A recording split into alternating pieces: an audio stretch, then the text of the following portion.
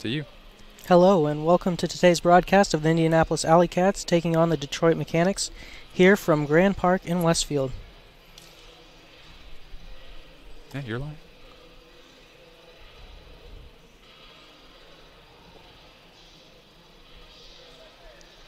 All right.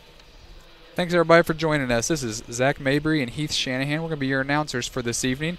The Detroit Mechanix travel to Indianapolis to play the AlleyCats, and we're up for an interesting game tonight. The Detroit Mechanix only brought 14 players tonight, which, as you know, playing Ultimate for many years, that becomes difficult. Having less players on the field or less players on the bench means more time out on the field, and that can get tiring, especially with these football field-sized Ultimate fields we're playing with in the AUDL. Yeah, 14 players is a very short roster, no matter what. When you're just playing, when you're playing any type of Ultimate. Not only does it affect you on the field, but off the field you have a sideline with less energy, and it's hard to keep your energy up throughout the entire game. So that's something that the Mechanix are definitely going to struggle with as we go on throughout tonight. Absolutely, and something interesting. The AlleyCats obviously are coming off of a big win last year, the biggest probably in franchise history. Might be stretching it a bit, because if you remember, the AlleyCats did make the championship game in year one, but definitely in the recent history, this was the biggest game. So it is one of those things where you come off a big win, and sometimes you might be overlooking the next competitor, and that's something that the Cats need to be aware of. Obviously, the Detroit Mechanix do not have a win this year, but that doesn't mean that the Mechanix are not good players. Yeah. I mean, we see it in all kinds of sports. Basketball, football. You come off a big win the week before, you let down against a lesser opponent. All these players are still high-quality players, all still capable of making big plays. And so it's really just about execution for the AlleyCats, staying on top of their game. And I think that this is really going to be a mental test to see if they still come out with the same fire they did last week. Definitely. And looking at the roster for the Cats this week, we do see some of the stalwarts that are taking a seat, with Zach Zebarth, who's played great this season, John Winger, Samson, all taking a seat. But stepping up and coming into the game for his first game this year that I'm aware of, Jesse Jenkins, Nathan Busberg, Colton Steiner, who's been with the team for a few years as well. And, it's going to be good to see some of that. Michael Ames, who I haven't seen play this year, getting suited up this evening. And, it's going to be fun to watch some of these. And, of course, Nick Hutton is back this week after at least 1 week off with an injury. So it's going to be fun to watch these Cats, and fun to kind of see, again, what they can do. I don't want to say rebounding, because it's hard, you don't really rebound from a big win. But, coming off of a win like they had last week, and see kind of just how they can keep that momentum going, like you said. Yeah, for sure. This has been a great season for the AlleyCats so far, and we've seen a lot of depth, something that I don't think we've seen as much in recent years, or in years past. Big players stepping up, and like you said, with some of our regulars out, maybe we'll see Jesse Jenkins step up and make a big play. Maybe Nathan Busberg steps in and makes a few big plays. So it'll be cool to see what happens tonight. Definitely, and something that's been kind of, I think, the story of the year a little bit as well is some of these, you see, and I think Ulti World wrote a good, or maybe it was on the AUDL's website, but they have the players who are their quote-unquote stars, who every year you know what to expect from them. But this year, you've seen Kip Curtis step up. You've seen, obviously, Rick Gross is almost a household name at this point. But Keegan North, new to the team this year, you knew he was going to be an excellent player. But seeing him out in the field now with the Cats, so you're seeing names. Spencer Loskar played great last week, that you don't normally think when you think Cats. You don't think those names, because you always think the Keenans, the Camerons, just those players who just have, the Superman. Nick Hutton, who's out there every week flying around. So, it's been very interesting to watch these Cats this year really have more of the players coming to the forefront. Yeah, for sure. What a year for Rick, by the way. I know you mentioned him stepping up into the MVP race for sure. Last week he became the 4th player in AUDL history to be 100 assists, 100 Ds, 100 goals in his career. What a year it's been for him so far.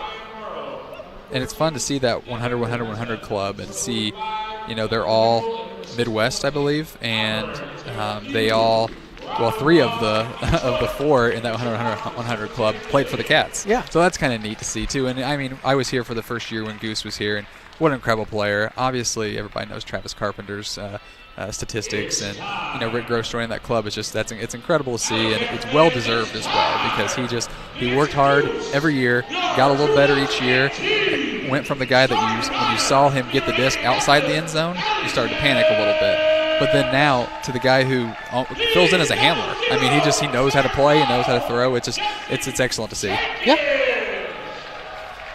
So we've got the starting lineups coming out now for the Indianapolis AlleyCats. Looks like we just missed the Mechanix because we were just sitting up here chatting.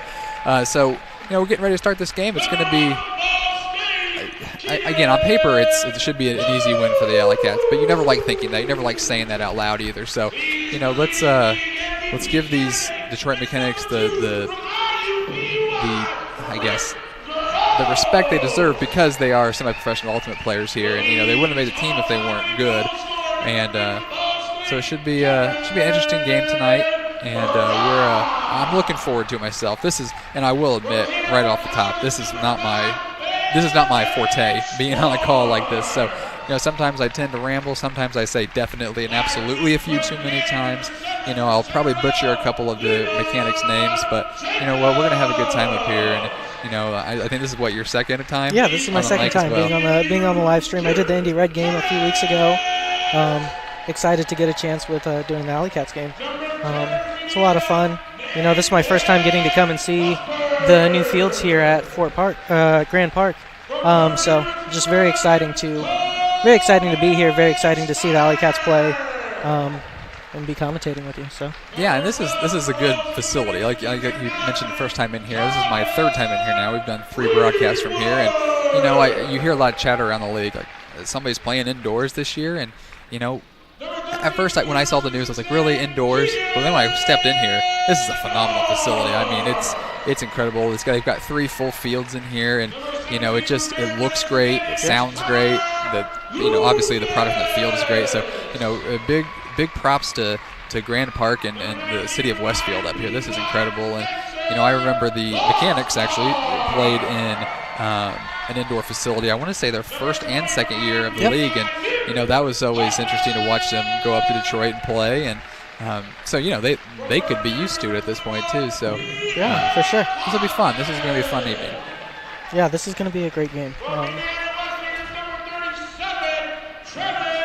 Here comes Travis Carpenter out on the field. So another guy, we're going to call his name a lot tonight. And, for the Mechanix, when you look at their roster, there aren't a lot of names that jump off the page as, hey, they've been a team in the USAU East for a while. I recognize, I want to say, Chris Alman from last year, Evan Parzak from last year, and I think you were saying beforehand you noticed somebody's name from the D3 world. Yeah, so I know Brendan McCann. He played for Michigan Tech, which is D3. They really burst onto the scene this year with a great showing at D3 Midwestern Invite, which is the tournament that I host. So it's great to see him out here. Absolutely. So, real quick, we're going to take a quick break. You're watching the Detroit Mechanix versus the Indianapolis AlleyCats on UniversePointProductions.com, presented by Indiana Farm Bureau Insurance. First few years of college, I threw every single day. Of course you want to be a champion. Of course you want to be working toward winning titles. Be happy, but never satisfied.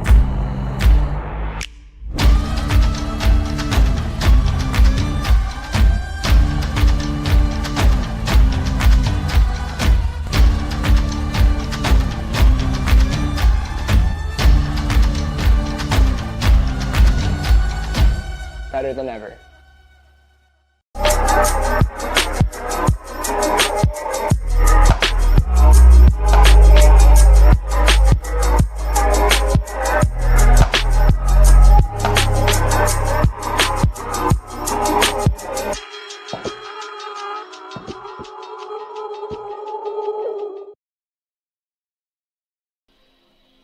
We would like to take a moment to thank our sponsors. Today's broadcast is presented by Indiana Farm Bureau Insurance. Find your local Marion County agent at infarmbureau.com. Indiana Farm Bureau Insurance. Stop knocking on wood. Today's broadcast is brought to you in part by Disc Store, offering the best service and best price on ultimate gear, guaranteed. BE Ultimate. Ultimate players making ultimate gear for the ultimate community. Layout Ultimate. The most durable ultimate gloves. Layout Ultimate. What the pros wear. And of course, the Indianapolis AlleyCats.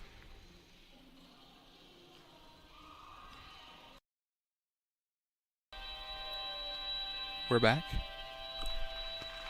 And we're back here on UniversePointProductions.com for the start of the Indianapolis AlleyCats versus Detroit Mechanix game. This is the second to last home game for the AlleyCats this year, sitting at 8-2 on the year. A win here today will tie them for the lead in the Midwest of the AUDL with Detroit Mechanix. I'm sorry, not Detroit Mechanix, with the Madison Radicals, who they beat here last week here at Grand Park, and here on UniversePointProductions.com, of course. So, what are you looking for tonight? What is the key, I think, for the AlleyCats, and then what do you see the Mechanix trying to do to slow down this offense? Well, last weekend, Indy pulled up a big win against Madison Radicals. I think that coming off of a big win, like we talked about in pregame, coming off of a big win, there's a real chance to have a bit of a letdown. So, I think a big thing here is to come out with like mental fire and show their toughness and not treat Detroit like a weaker opponent. I think that's going to be a big part of it. And I think as long as that goes well, Cats are the favorite on paper. As far as the Mechanix, they need to try and figure out a way to slow down Keenan. Keenan's been great since they've moved indoors. He doesn't. I know that he had at least 1 or 2 games indoors so far this season where he had 0 turnovers. So figuring out a way to slow him down, mess up the offense that the AlleyCats are trying to build a little bit, and see just what they can do to stop the AlleyCats. I don't know how they plan to do it, but something. You know, I heard pregame. I heard the Mechanix players talking about make all unders, give them all unders. So I don't know if that's a strategy that'll work the entire game when you have somebody like Rick Gross or like Cameron Brock who just have a knack of getting deep and getting behind the defense. So it'll be interesting to see if that strategy works. It's a long game, and we'll see if they can kind of keep that momentum going, if they're even able to. AlleyCats offense steps out on the field first to receive the pull from the Detroit Mechanix, and when you look down that line, you've got all these familiar faces, but somebody you don't always see on the O-line is Spencer Lascar out there, so that's interesting to see. And then Levi Jacobs has transitioned to offense this year. He's been primarily a defensive player, so it's going to be a fun game, and there's the pull. Travis Carpenter back to receive the pull. Keenan Blue right away up to Gross, and look, there we go. Keegan North going deep. And just overthrown by just a bit by Rick Gross. AlleyCats will come out and play some D now.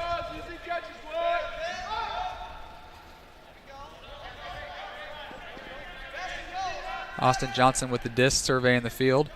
Does it look like a high stall count? Had to give it away quick. That's a D by Keegan North. Keegan North finds Keenan Blue. Let's see if he can get there. And he puts a blade across. After a quick turn by the Cats, Detroit comes right back with another quick turn themselves, and Keenan Blue from Keegan North. See the replay up. Keegan North knew where he was going the entire time. Just puts a nice blade across the field, out in front of the defender. Once Keenan gets in front of you and has space, there's no real catching him. So, yeah, I had the privilege of playing with Keenan at Ball State when he first started playing Ultimate, and we knew that we had a fast sprinter on our hands when he came out the first day of practice. I never would have imagined he would develop into the player he is today. I mean, obviously he was going to work hard. He was going to continue to grow as a player. But I mean, he's got to be one of the best dynamic threats with his going deep and his ability to handle. Yeah, and from the cutter space, getting in cuts, he just sneaks under time and time again and gets in cuts and eats up chunks and chunks of yardage. Detroit with the disc now. Tate Hallberg from the sideline takes it to Brendan McCann. Looking for the dump.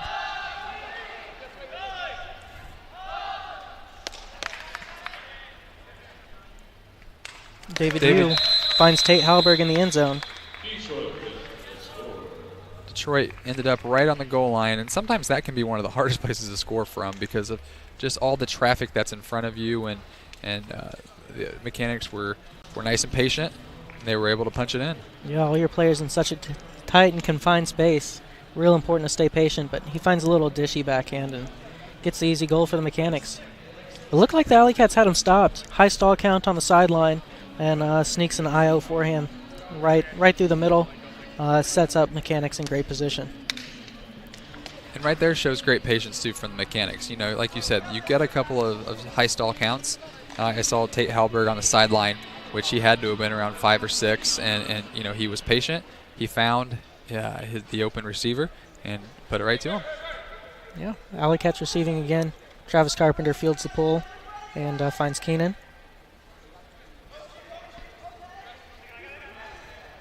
Mechanics step in the lane there, and looks like a set play that the Cats were trying to run, and they're able to stop it. Spencer Loscar finds Rick Gross down the sideline. He puts up a huck to Levi Jacobs, but Nolan Howard is able to get a D for Detroit.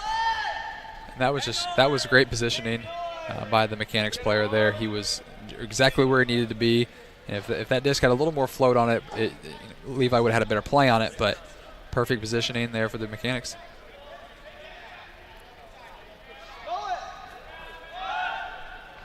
AlleyCats setting up on defense now. And Rick Gross goes for a big lad D, but comes up just short.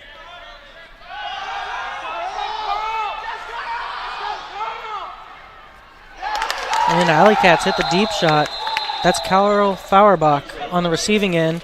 Boston DeYoung with the huck there. That was impressive. And that was their D-line. So that's really a good sign for the Mechanics there when your D-line can come out and get a score that quickly with 2 or 3 throws and beat Travis Carpenter deep. Yeah, what a big huck put up there by Boston DeYoung. You know, and what a great rundown by the offensive player, getting open. You know, Carpenter's one of the best defenders in the AUDL, and finds an opening and they score. That's an early break for Detroit. Like I said in the pregame, AlleyCats got to step up and shut down the energy early. Well, especially indoors, we talk about breaks. You know, when there's no wind, no elements, breaks are hard to come by sometimes. Yeah. So, you know, that's a good start for the Mechanics. This looks like a D-line here on offense for the Cats with Colin Ringwood. See Donovan Triplett, John Jones, Nick Hutton. A lot of their D-line players making a crossover here. Nick Hutton puts up a hammer for John Jones. John Jones pulls it down. I think we might have a Mechanics player down as well. That was a quick moving play for the AlleyCats defense turned offense here, and looks like Nick Hutton knew the whole time he wanted to hit John Jones. No hesitation on the hammer. He puts it up to John Jones. He bobbles it for a second, and he comes down with the goal. Tied it at 2. And it looked like Kevin Nickel for the Mechanics might have went down, and he's being helped to the sideline right now. You can see in the top left-hand corner of your screen, and that's for a team that only brought 14 players. That's rough to lose a player. Hopefully everything's all right. He's coming over there to check with the trainer now. So we hope he has a quick turnaround and is able to get back here on the field. Yeah, it looks like he got his feet tangled up with John Jones right before Jones went up, and maybe he got stepped on, and hopefully it's just going to shake it off for a second and be good to go. AlleyCats defense makes their way down the field quickly. There we go up again. So Evan Parizo putting one deep. And Tate Hallberg comes up with a big catch over 2 AlleyCats defenders.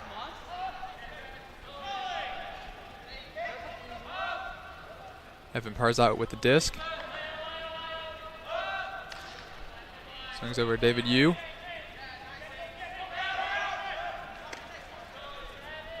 Working that red zone offense back and forth.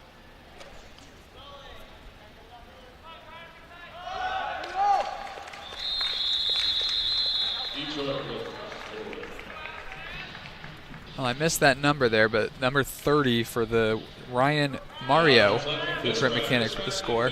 On the receiving end from a throw from Jay Kinzel. Jay Kinzel and David Yu were there playing the handler back and forth for a while, the give and go, and so they were able to punch it in. Much like the first goal of the game that they got, the Mechanics work on the goal line. They're able to show some patience and fight it in to score. And we see Kinzel there hitting Ryan Mario in the end zone. Now the AlleyCats offense back on the field. You just saw Travis Carpenter play defense, and here he is on offense again. You know, he's one of those players in the AUDL that if you were to look at his points played, it's got to be up there in the league because he plays both ways quite a bit. And there's a whistle right away. It's like the Mechanics were offsides on their pull. Now it's a little bit different in AUDL versus USAU. In the AUDL, they're going to take this at midfield.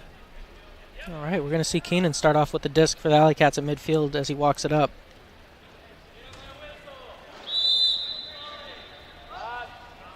Keenan puts up a hammer, finds Rick. Rick Roach just outside of the end zone, puts it to Cameron Brock. It resets to Keegan North. Back across. They're going to play catch a little bit and then go to the break side. Cameron Brock finds Levi Jacobs for the goal.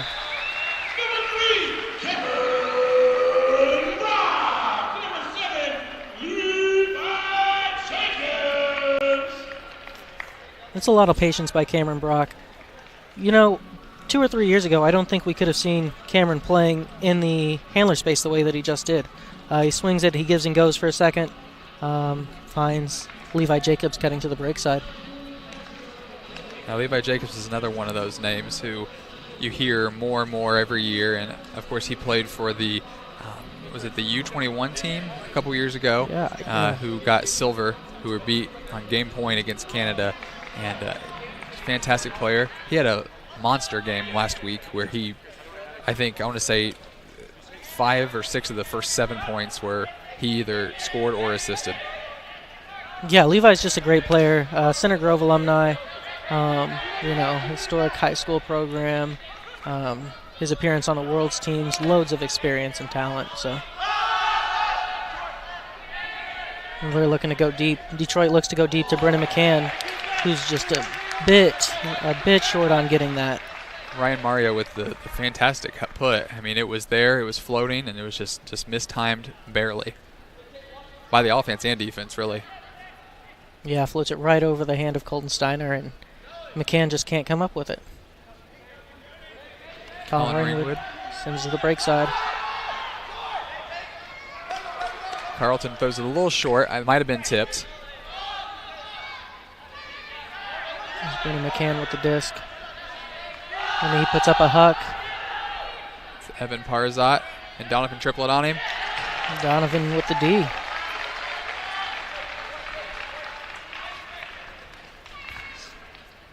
So the third turnover of the point gives it back to the AlleyCats. I think this is our first point of the game with multiple turnovers. Really had been pretty clean to this point. So Ringwood with the disc. Gives back to Triplett. They're in the back of their end zone. They're going to need to get a little movement. There we go.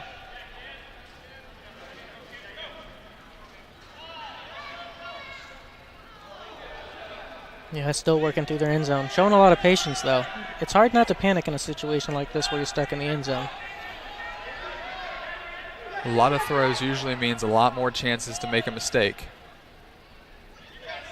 AlleyCats showing patience, though. Donovan Triplett finally gets one going up line to get some movement up field for the AlleyCats, but so the Mechanics are playing a little bit of a pinch as well, where they're making everybody making cuts, and they've got one essentially a monster who's playing back, who is not letting anybody go deep, and then as soon as they do, they make a intelligent switch. And so the AlleyCats have not been able to look deep until I say it out loud, of course. That was 29, David Yu on the D. Colin Ringwood, not usually the position he's in. He's usually handling. He's not usually going deep, but with the pinch that was on, they were looking for those deep cutters. He was able to sneak out and take off.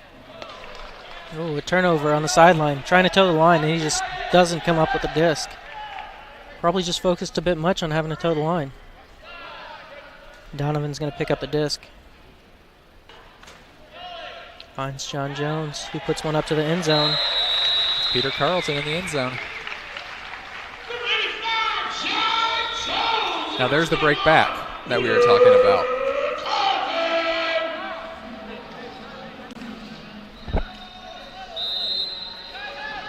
Yeah, AlleyCats really needed to get that break back early, and they did. Breaks are hard to come by. Breaks are pretty tough to come by as you go early in the game. And there's a timeout by the Detroit Mechanics. You know, again, they only brought 14 people, and one of them went down, so probably trying to get a much-needed rest here.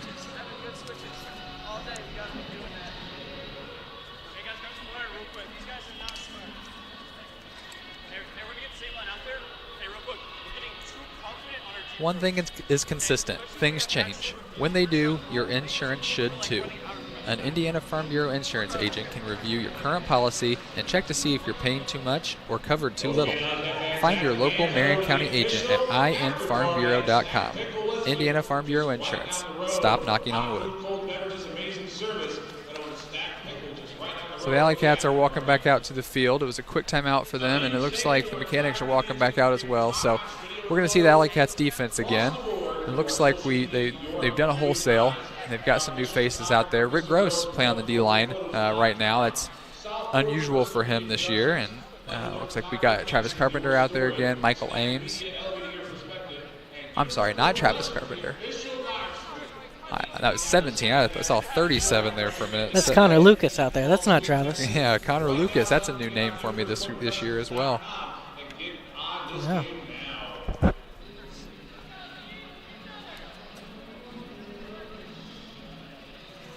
Alex Henderson with the pull.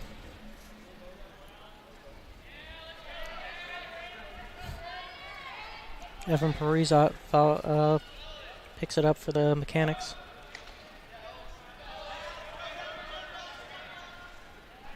Jake Kinsel with the disc, getting a little high in the stall count. They find Ryan Mario in the middle of the field.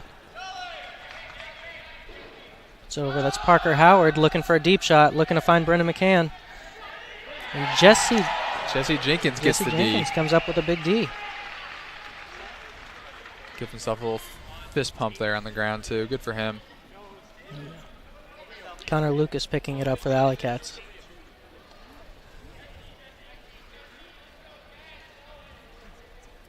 Rick Gross going deep right away. Lucas puts it up, but that's going to be a bit too far. Just a bit far. Rick can't track it down.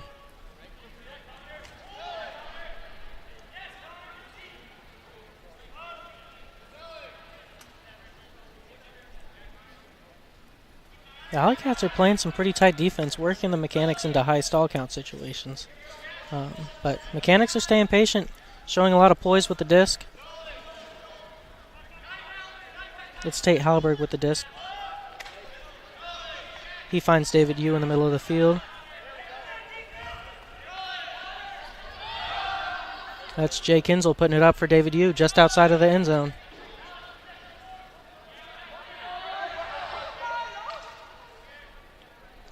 Jay Kinsel with the disc again. Kinsel and Yu playing a little bit of catch.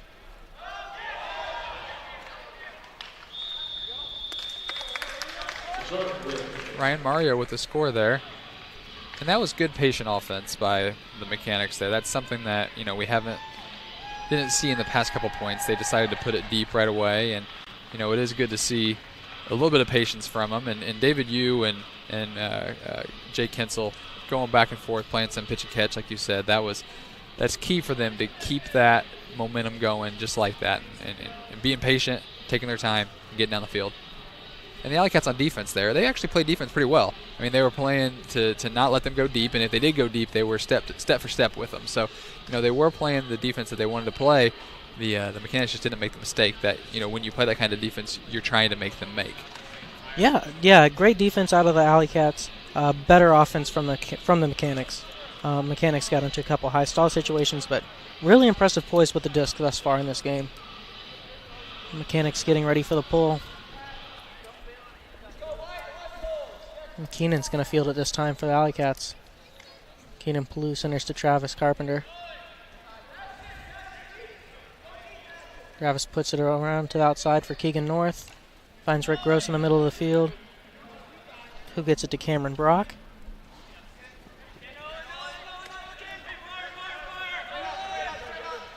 A little bit of a junk look from the Mechanix on defense that time. They break out of it into a true man defense now.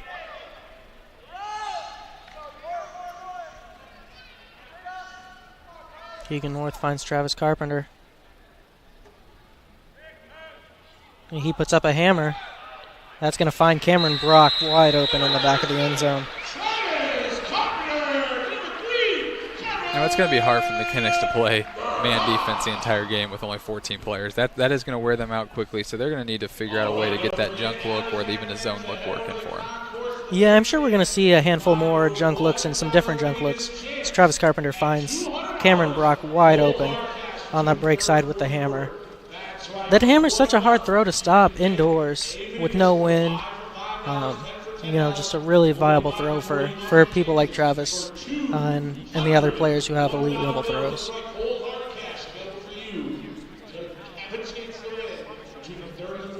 Three minutes, 20 seconds to go here in the first quarter. Back and forth game so far. We've seen, I want to say uncharacteristic turns from the AlleyCats, but turns back and forth on either side. Each team has a break, and we're currently back on serve. Let's see what the Mechanix can do with it here. David Yu with the disc.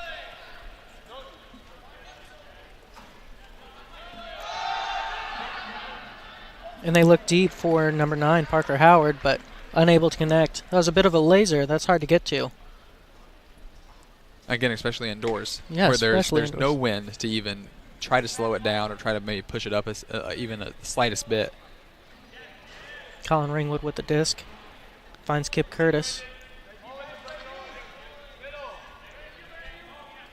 And then Colin just overthrows Donovan Triplett. That's an execution error in the backfield.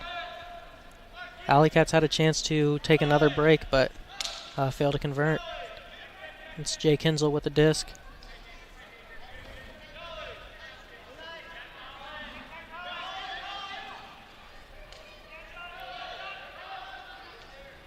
David Yu looks for Parker Howard again, but just outside of his reach.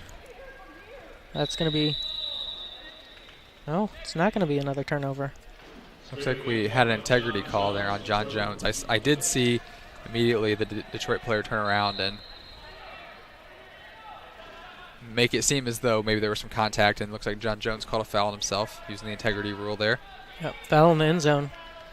Mechanix are going to get it center on the goal line. And that's Parker Howard.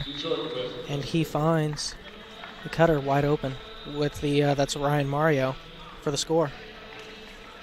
That's the third goal of the game for Ryan Mario.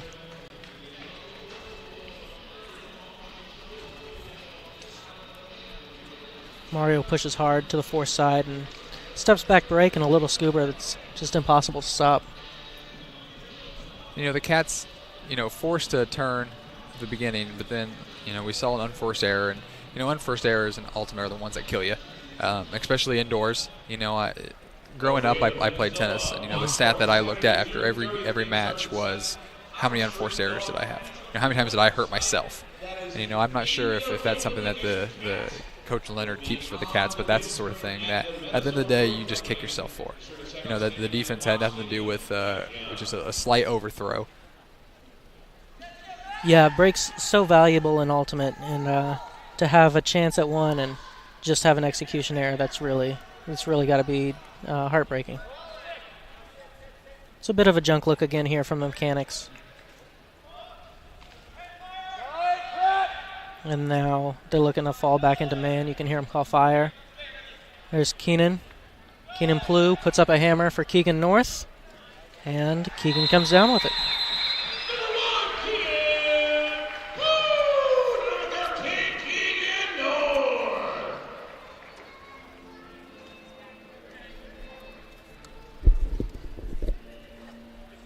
Yeah, Keenan Plew finds Keegan North in the back of the end zone with that hammer. So, a stat I'm not keeping is hammers for scores, but I want to say that's about the third or fourth one I've seen from the AlleyCats. And, they're taking advantage of that junk look. And then, when you call fire and you go to man, sometimes there's a little bit of a scramble to find out who's around you and how to pick up who's around you. And then when you see the disc, get moved up the field again as a defense, you're collapsing and you're trying to make sure that somebody is on that. And what happens is just somebody got lost, and in that time, Keegan North just kind of floated back and kind of got lost in the shuffle, I think, and it was an easy hammer for a score from Keenan. Yeah, you got those few seconds of basically panic mode for the defense and not able to find Keegan North.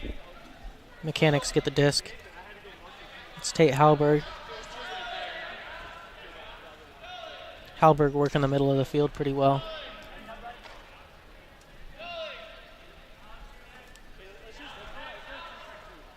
Ooh, and that's going to be an unforced error by the Mechanix. Jake Hensel drops a dump or a dishy pass right up the middle.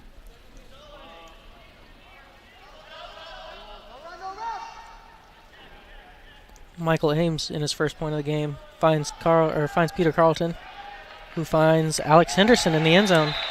So Alex Henderson, the high schooler, gets open. His first goal of the game from Peter Carlton. And there's a break for the Cats, and we were talking about how breaks are so important, and that's the way you get ahead. I think we had Alex Hutton a couple weeks ago explaining why breaks are so important, and it makes sense that you have to score when you get the disc from somebody, and you can't go point for point the entire game, and it is important to get those first few breaks. And now the Cats are up 2 with 50 seconds to go, and yeah, a little bit of breathing room when you get a break. You get an extra second to just breathe. You get maybe you make another mental mistake, and it's not the most costly thing in the world, like it was just a moment ago. Nick Hutton puts up a big pull.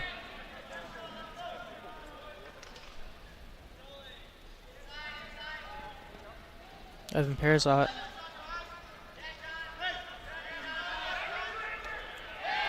Aaron Schwartz with the step through D. Finds Donovan Triplett. Donovan's putting up a blade for Nick Hutton.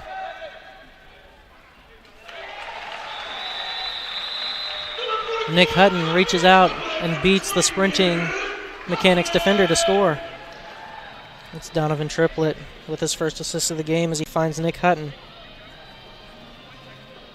And that's a fantastic grab by Nick Hutton. Not only did he have a defender sprinting to him, but he also had the out-of-bounds line. He's able to put his toe down and get the score. I thought for sure that was going out of bounds. I can't believe he got to it. Great play by Nick Hutton to come up with that goal.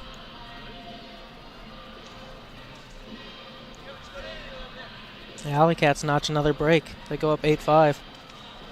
That was great field awareness, too, by Aaron Schwartz.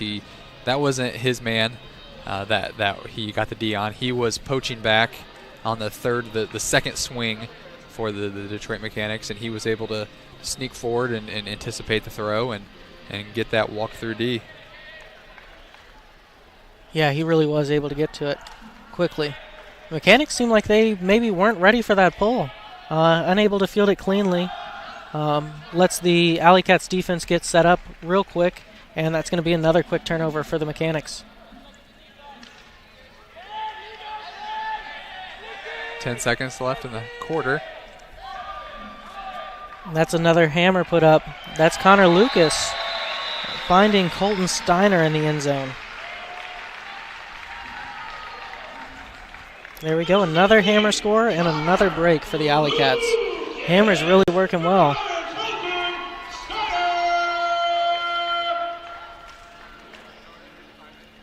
Connor Lucas gets the disc in the center of the field and just puts it back over to the break side. Time running out here in the quarter. And you saw Connor turn around and look at the time, or look at the clock, how much time was left, and he knew he's going to have to put it up. If he's getting it back from Travis there, he's going to have to put it up. And he did, found Colton Steiner in the end zone. So with 3 seconds left in the quarter, looks like the AlleyCats have a jump ball line out there. I see Kip Curtis, Peter Carlton, Travis Carpenter, yep. Rick Gross. Oh, and then sneaking from behind, we got Nick Hutton. So This is going to be the team that, or the line that is there for this jump ball. Brennan McCann fields it for the Mechanics and puts it up. And that's not going to make it to the end zone. That's going to float out of bounds. All right, AlleyCats take a 9-5 lead at the end of the first quarter.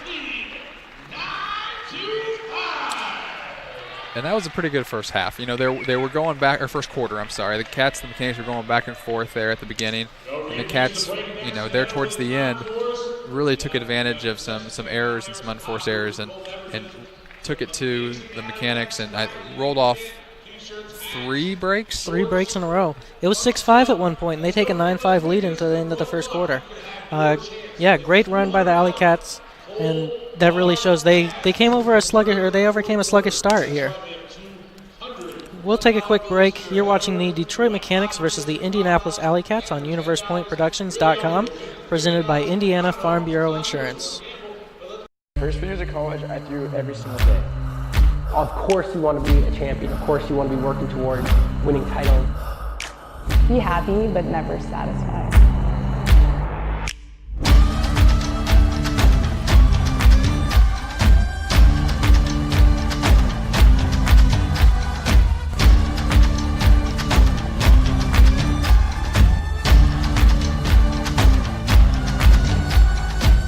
Better than ever.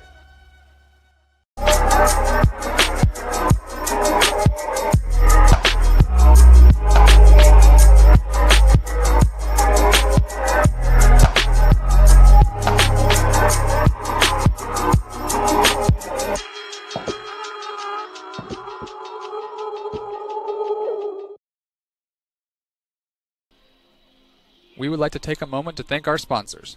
Today's broadcast is presented by Indiana Farm Bureau Insurance. Find your local Marion County agent at infarmbureau.com. Indiana Farm Bureau Insurance. Stop knocking on wood. Today's broadcast is brought to you in part by Disc Store, offering the best service and best price on ultimate gear, guaranteed. BE Ultimate, ultimate players making ultimate gear for the ultimate community. Layout Ultimate, the most durable ultimate gloves. Layout Ultimate, what the pros wear. And of course, the Indianapolis AlleyCats.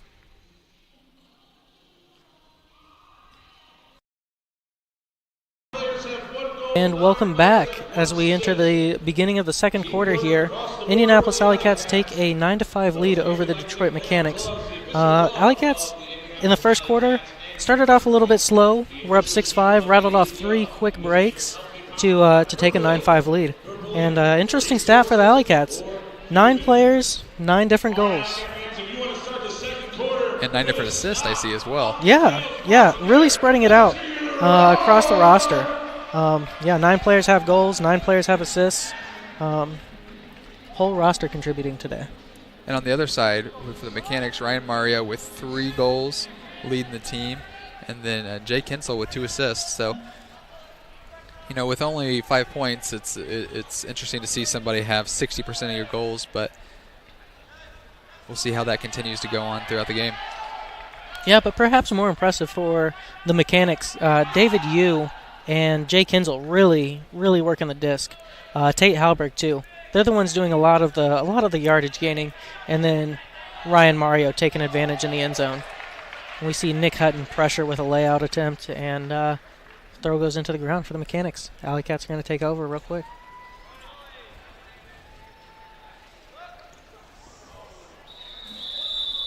Looks like the feet got tangled up between Peter Carlton and Tate Hallberg.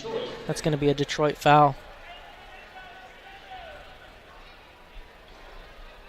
AlleyCats keep the disc just outside of the end zone. Peter Carlton finds John Jones.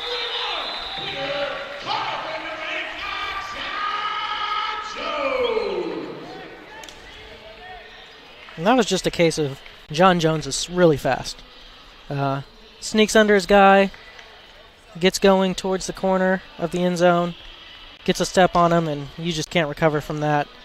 John Jones, one of the faster guys here on the AlleyCats. That's going to be another break for the AlleyCats as they take a 10-5 lead now. Something I noticed from the Mechanix offense that last play there, they were setting their stack really deep, and with the speed and the depth that the AlleyCats have tonight, that's going to be difficult, especially with the tired legs that Mechanix are going to get. They're going to need to set that stack a little bit closer.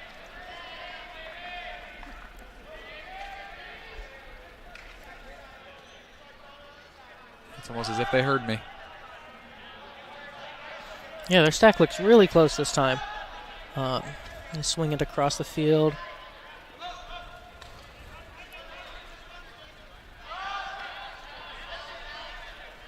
That's Carl Fauerbach with the disc on the sideline. He puts up a throw. That's to Austin Johnson, who comes up with it in the end zone. Austin Johnson able to outrun Kip Curtis and come up with the goal from Carl Fauerbach.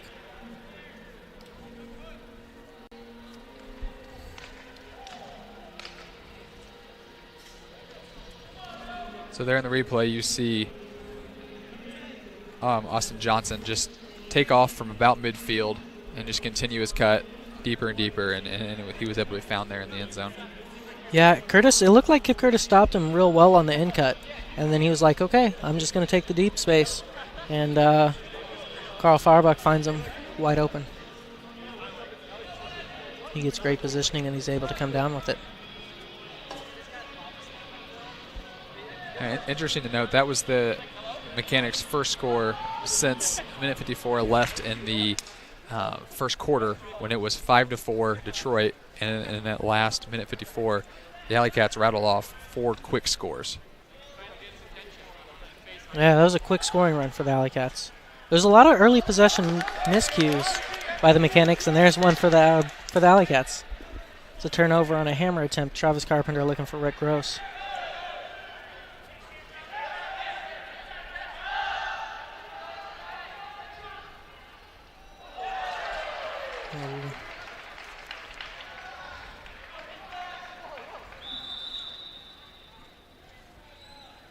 Discussion here.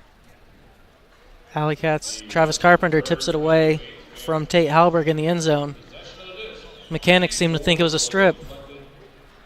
It looked like it might have been a strip to me. Here's a look at it. Well, it's hard to tell from that angle. It's hard to tell. He had to have fully stopped rotation for it to be a strip, but I think it looked like it. It was definitely on the way into his hand, I think. And our referees are going to rule that was a strip. So there's a break for the Mechanix. That's their first break since really early in the game, when it was 2-1 Mechanix, and they're going to need to get a few more of those if they want to get back in this game.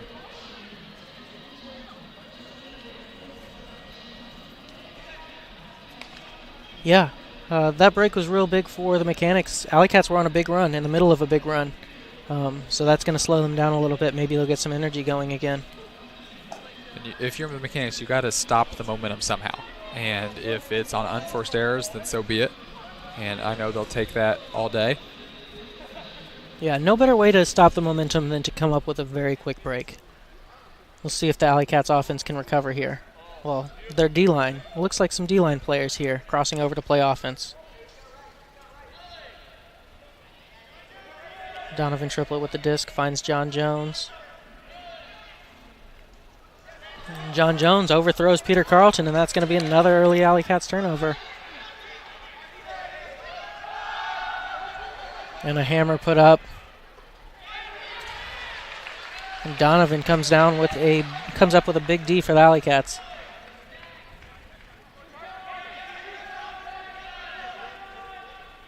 Donovan Triplett hits the around, finds Colton Steiner. Or no, that's Aaron Schwartz.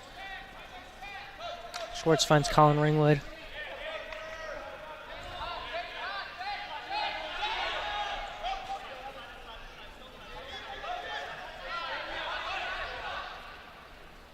AlleyCats struggling to get much momentum going downfield right now.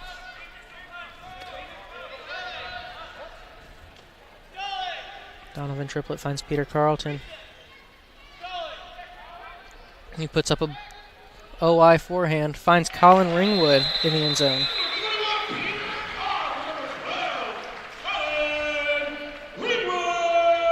Now you mentioned that was the AlleyCats D playing O. And it's important for that D-line to get some O reps also, especially once you get deep into the season. Because the thought is, right, the D gets a turn, and then the D becomes the offense. So, it is good, and it is important for the defense to get, some reps in there. And when the game is a 4-point spread already, this is a perfect time to get some of those reps, especially late in the season. This will only help for any sort of push that the AlleyCats might have towards the end of the season. Yeah, for sure. Developing that D-line offense is going to be something that AlleyCats need to do going forward if they have hopes for a run at championship weekend. Here we go. AlleyCats with a pull. We see Nathan Busberg on the field for the first time for the AlleyCats today. Nathan Busberg out there. We have Connor Lucas marking up on defense.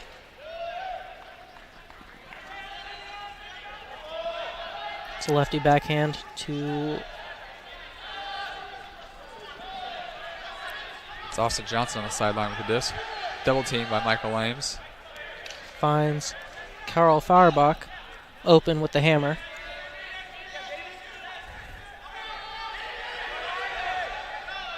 No mark, and he shows some patience, just waiting for something to get open.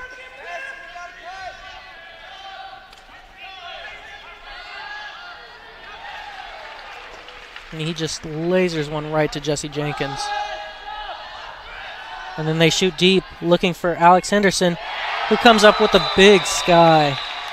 Alex Henderson coming down with one over the Mechanix defender from Connor Lucas. Lucas just puts up a great deep shot. Finds Alex Henderson. He got a couple steps on his man. Puts the body on him. That's about an 80-yard huck. That's pretty impressive. Yeah, that's an impressive huck. Way to put your body into him by Alex Henderson and come down with that. Come down with that goal. And you protect your area, and that's exactly what he did. He didn't go into the Mechanix player. He was going in his direction. He went up in his space. Yep. Perfect way to keep your space and keep your momentum going forward, and then just stay in your airspace. It was perfect. And that was a break for the AlleyCats. So let's see if they can get another roll of breaks here.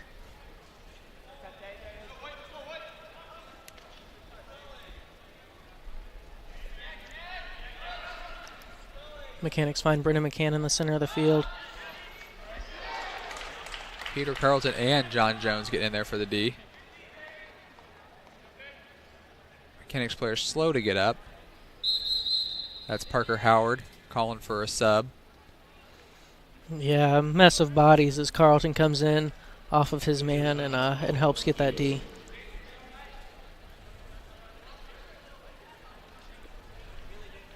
Mechanix already shorthanded. Really, really hurts to have another player going down. Colin Ringwood picks up the disc for the Cats as we resume. And that's going to be a drop for John Jones.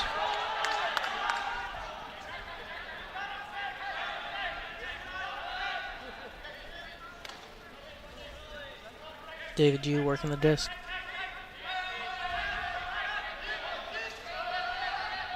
Finds Brendan McCann.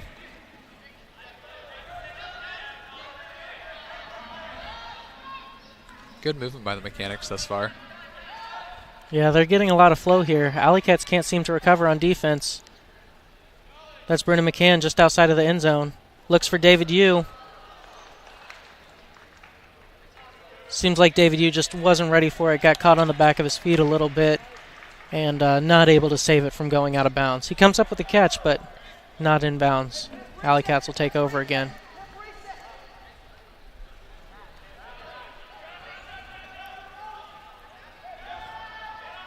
Donovan Triplett. Just has to get rid of it there in the end zone. His talk count was getting high. John Jones is able to come up with that one with a tough catch. Donovan working the disc down the field on his own, using his legs. Puts one up for Aaron Schwartz, who comes down with a big sky.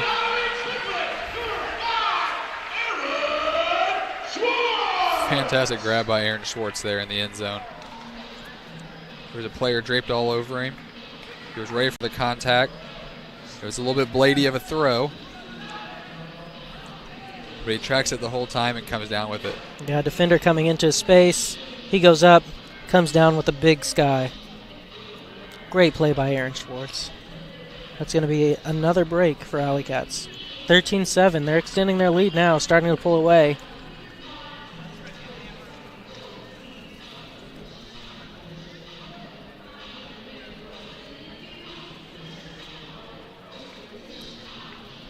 So 6:18 left to go in the half. AlleyCats up 6. That was at least 2 breaks in a row. Yeah, that was 2 breaks in a row. Detroit came out and got one back, and AlleyCats answered. They responded. They responded pretty well so far. And now it looks like they've got Levi Jacobs on their D-line here, crossing over from the O-line. Levi with the pull.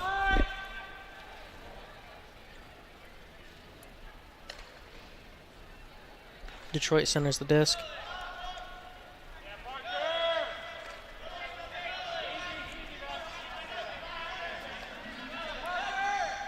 Find Jay Kinzel on the near sideline. He puts up a hammer.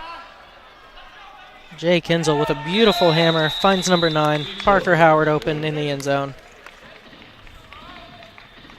That was a pretty big hammer by Kinzel. He picks up his 3rd assist of the game. He's doing a lot for this Mechanix offense right now. Nothing open on the under. Kinzel puts up the big hammer. And that's Parker Howard. And that was a good cut. I mean, that was one where the Howard saw that Kinzel was getting high in the stall count, and he went to a spot where he knew that he'd go over the top. Where he was before the cut, there was no way that Kinzel could have got the disc to him. So Howard sees that and knows that if I could take this V-line for the end zone, now I'm going to have a bailout over the top throw, with a high stall count. He got it and he went for it. Yeah. All right, AlleyCats O-line back out here. Looks like a full-strength O-line for them for the first time in a while. Keenan and Travis looking to handle. Keenan finds Rick Gross. Rick with the disc wide open.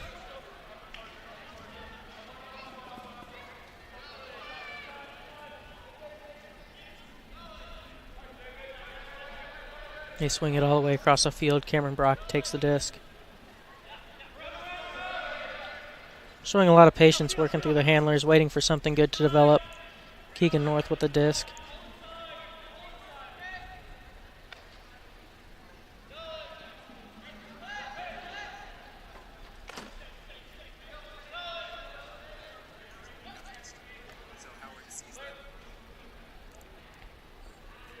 Rick Gross finds Travis Carpenter in the middle of the field. AlleyCats just outside of the red zone right now. Spencer Loskar. IO break finds Levi Jacobs.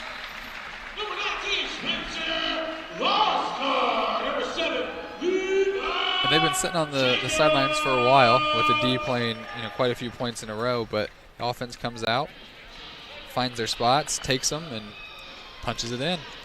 Yeah, great patience.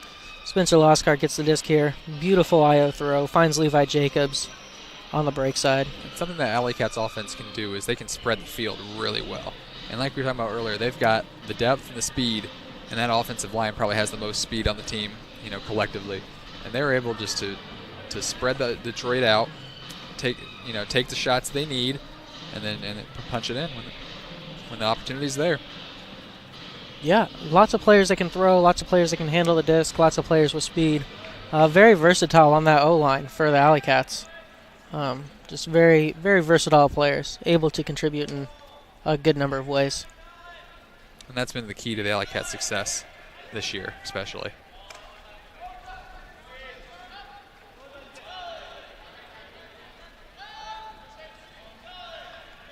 AlleyCats D-line, Mechanix working the disc up the field.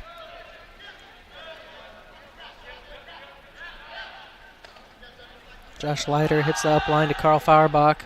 who puts one deep for Tate Halberg, but it's just out of reach.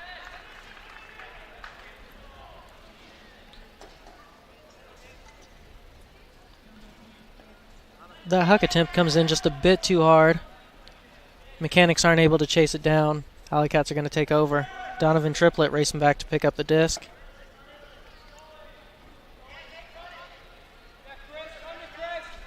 He finds Aaron Schwartz across the field.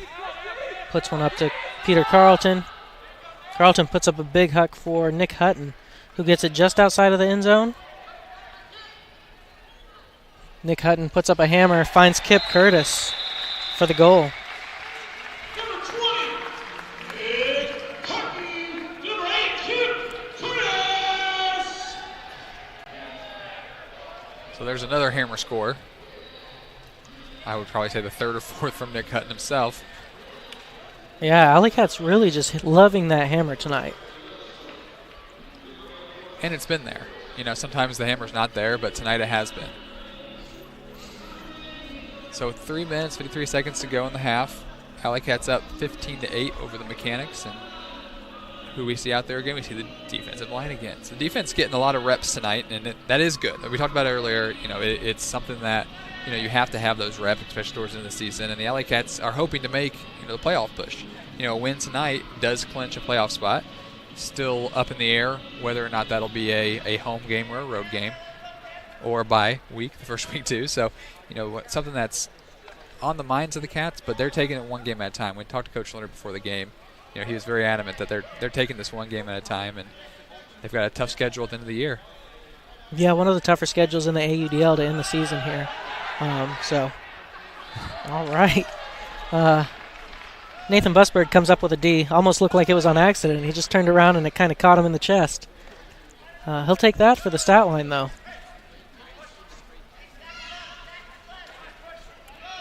They find Jesse Jenkins in the middle of the field. Centers it to Michael Ames. Jenkins and Ames playing catch for a moment. They hit Cameron Brock.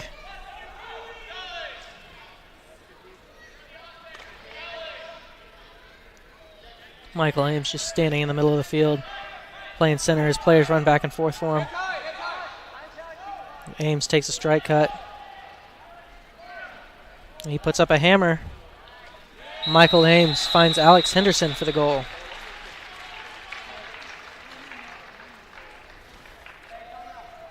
Number 78, Michael Ames. Number 0, Alex Henderson.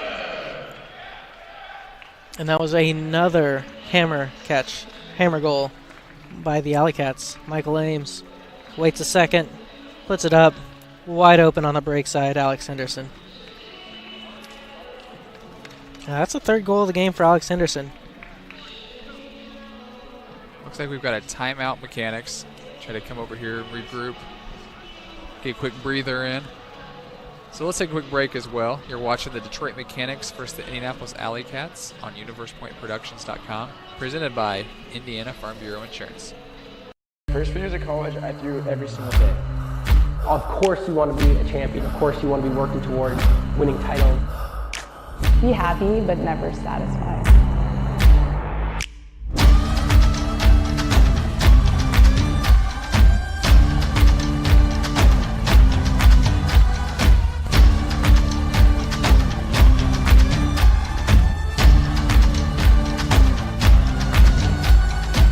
Better than ever.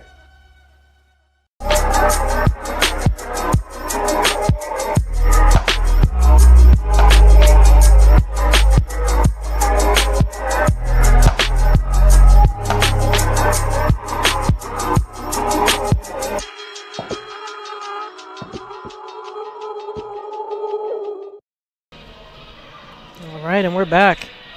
After the timeout, AlleyCats looking to pull. They've built the lead up to 16-8 after adding a few more breaks. AlleyCats D-line really starting to roll now. Got a lot of traction. It seems like they've got the Detroit offense figured out. Not only that, but as we keep repeating, you know, they only brought 14 players, and they are looking gassed. You know, they used both their timeouts just to get a breather, and you know, it is unfortunate because for them, they have to play every point, and they can't get a rhythm because that O-line needs a break every now and then. So the O-line can't play every single point. So they're having to move players in and out, so they don't truly have an O and a D line. Yeah, that's tough for any team to overcome. David Yu with the disc. Not able to hit that's Parker Howard. Not able to hit Parker Howard across the middle. Disc floats, turnover. AlleyCats are going to take over. Colin Ringwood picking up the disc. Aaron Schwartz goes deep. Man on him. He's not able to come up with a catch.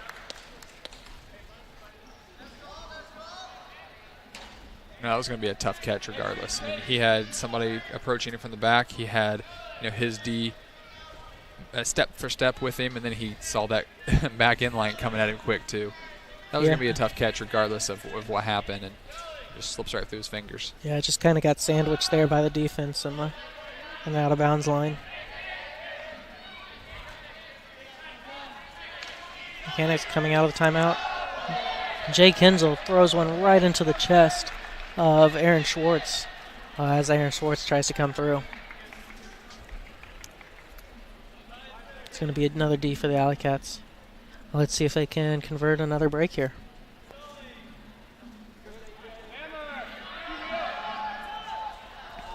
Nick Hutton misjudges that hammer pretty badly. Overruns it and can't get it.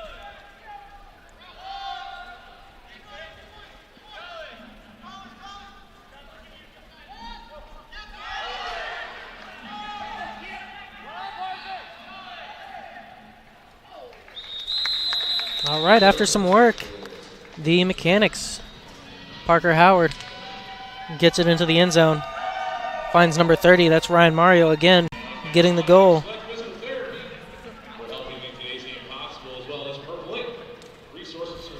Mechanix get back on the board after a little bit of a drought there, and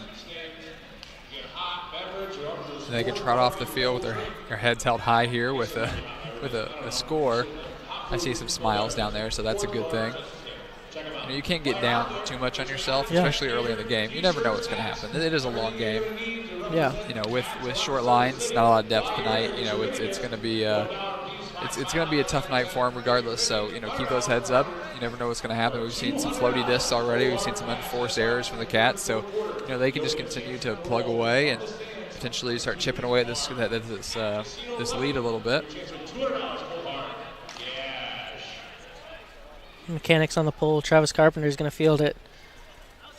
Centering to Keenan Blue. Travis and Keenan stay back to handle. Isolate Keegan North in space to start. Junk look from the Mechanix going to shut that down. They work it back and forth, showing lots of patience. AlleyCats are going to have to fold out of that side stack. Looking for a more horizontal stack now. Cameron Brock drops back into the backfield.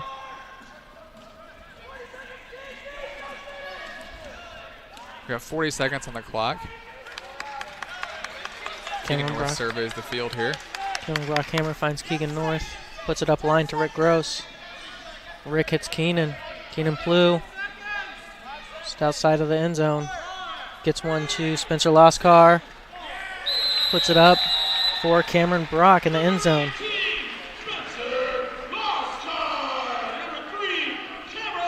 Lots of patience from that AlleyCats O-line there. Yeah, so the AlleyCats O-line gets stalled, back towards their end of the field, and they have to swing it back and forth a little bit. But then, as you saw, they find a couple open players down the middle of the field, and then they're just marching. They're moving. They've got that flow going again, and all of a sudden they're down at the other end of the field, and they're able to punch it in. Yeah. So something the Mechanix have done great at tonight is coming out with that junk look, like right off the pull. Mechanix come out with that junk look, shuts down the pull play that the AlleyCats have set up, forces them entirely out of the side stack they set up in. Cameron Brock has to drop back into the handler space, and luckily for the AlleyCats, they show a lot of patience, a lot of poise with that disc, collect themselves, and find a way down the field to score.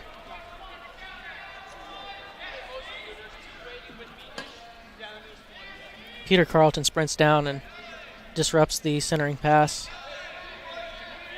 Redden McCann with the disc on the near sideline.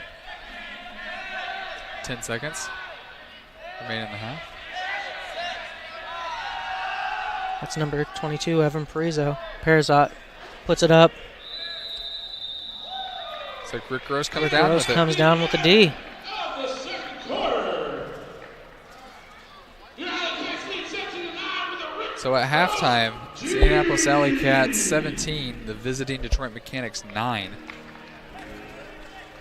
So that was a good first half for the Cats. I mean, the defensive line got a lot of offense opportunities there, and that is something that has been very productive, especially tonight. You know, they're able to get quite a few breaks. They're able to, punch in and wear this Detroit Mechanix team out.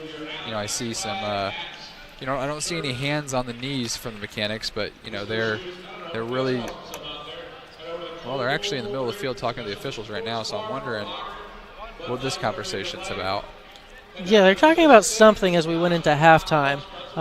When the disc was up in the air, jump ball situation, I think that they thought there was a bit of pushing right before it, or right while the disc was up in the air.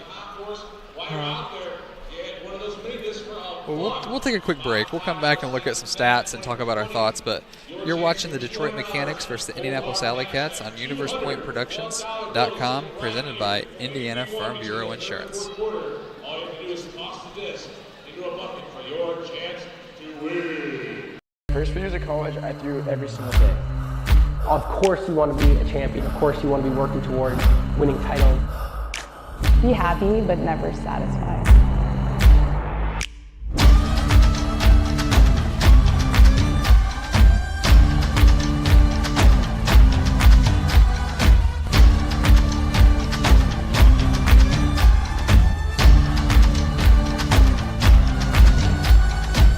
Better than ever.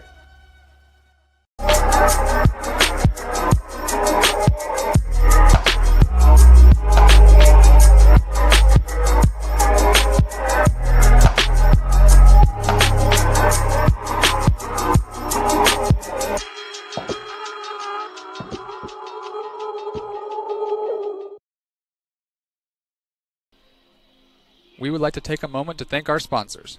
Today's broadcast is presented by Indiana Farm Bureau Insurance. Find your local Marion County agent at infarmbureau.com. Indiana Farm Bureau Insurance. Stop knocking on wood. Today's broadcast is brought to you in part by Disc Store, offering the best service and best price on ultimate gear, guaranteed. BE Ultimate. Ultimate players making ultimate gear for the ultimate community. Layout Ultimate, the most durable ultimate gloves. Layout Ultimate, what the pros wear. And of course, the Indianapolis AlleyCats.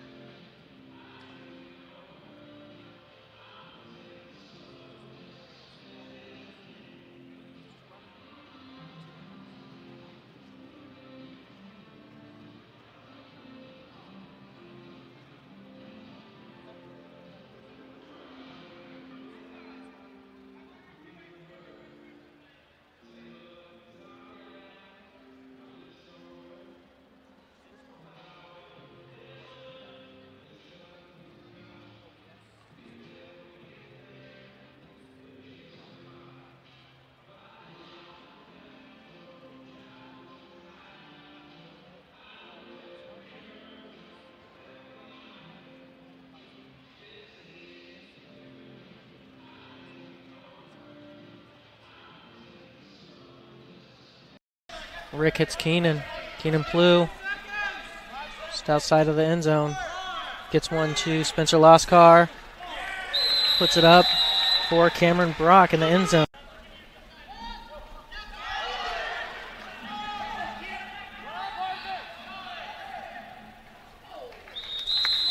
All right, after some work, the Mechanics.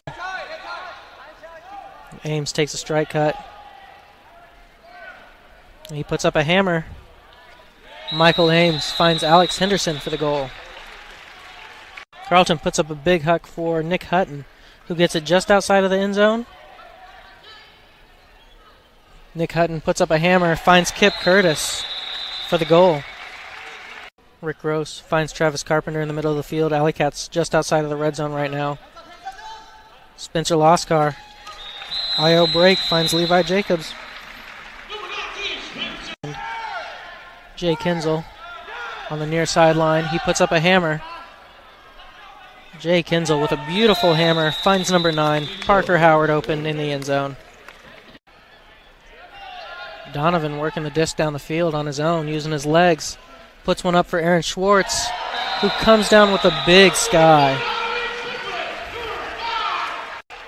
And he just lasers one right to Jesse Jenkins. And then they shoot deep, looking for Alex Henderson, who comes up with a big sky. Alex Henderson. Donovan Triplett finds Peter Carlton. He puts up a OI forehand, finds Colin Ringwood in the end zone.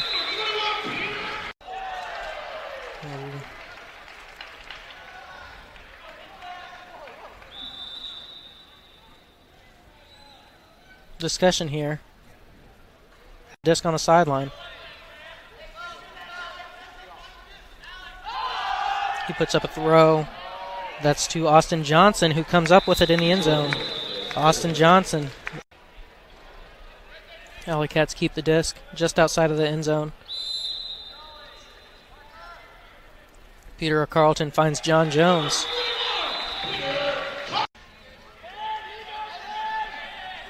Ten seconds left in the quarter. That's another hammer put up. That's Connor Lucas finding Colton. Finds Donovan Triplett. Donovan's putting up a blade for Nick Hutton.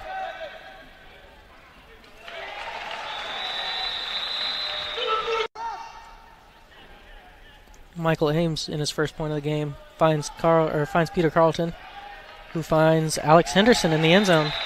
So Alex Henderson, the high schooler, gets open. And now they're looking to fall back into man. You can hear him call fire. There's Keenan. Keenan Plew puts up a hammer for Keegan North. And Keegan comes down with it. It's called a foul on himself, using the integrity rule there. Yep, foul in the end zone. Mechanics are going to get it center on the goal line. And that's Parker Howard. And he finds Keegan North finds Travis Carpenter. And he puts up a hammer. That's going to find Cameron Brock wide open in the back of the end zone. Kinsel and you playing a little bit of catch.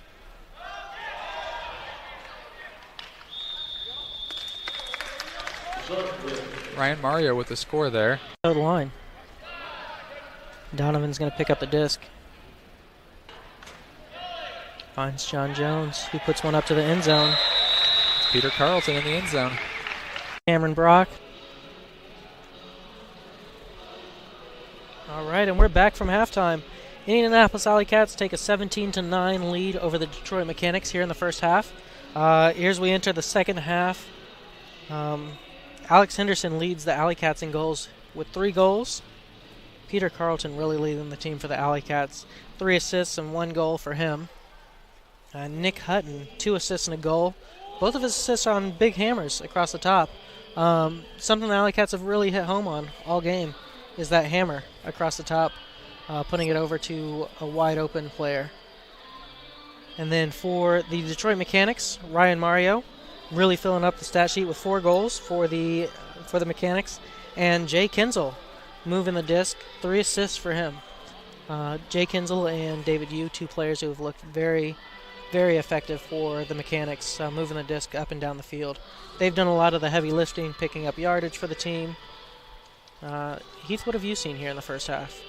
Well, obviously the AlleyCats are moving the disc well. I mean, it's 17-9, so that really shows you that the defense has been on point. What's killing the Mechanics is their depth and then the unforced errors. They've been pretty huck happy, and those hucks are either going short, going deep, going too deep. We've seen a couple lasers go up that didn't connect, and there has to be a point where they decide we're just going to work it under, or we're just going to work the swing and see what we can do to work it down the field, and they just haven't found that rhythm yet. And again, I hate to harp on it, but it probably has a little bit to do with the depth. I mean, with only 14 players, that's rough.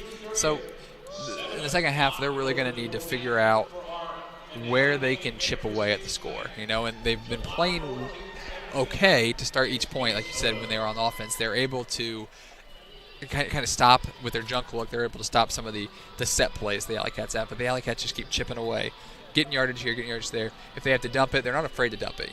When you coach, you always say it's okay to lose yards. You lose yards to gain yards, and that's what the AlleyCats are doing. That's what they're showing that they can do.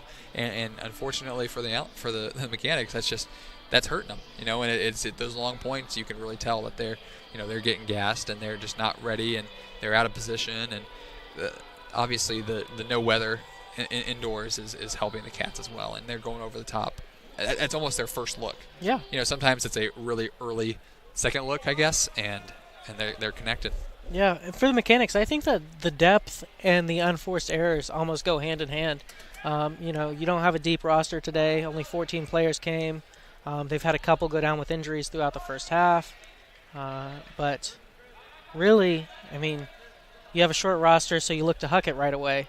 And the huck fails, and then you have to run more, and now your depth is starting to hurt you. So AlleyCats working up the disc early. Keenan Plew doing a lot of the lifting for AlleyCats. Travis Carpenter looks to put one deep for Spencer Loscar. Comes down with it with a defender on his back. Spencer Loscar picking up his first goal of the game.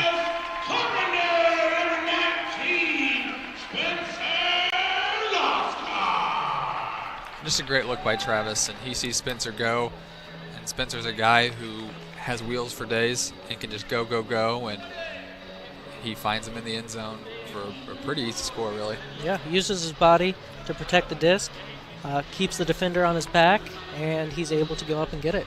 No problem. I've been playing with Spencer for many, many years. He came out in 2012 as just a fresh, just a young college kid. He came out and started playing with us at the University of Indianapolis, and he's improved tremendously over the years, and it's been really impressive to watch his growth. He's always had the speed and the wheels and the attitude that disc is mine, and you continue to see it day in and day out with him.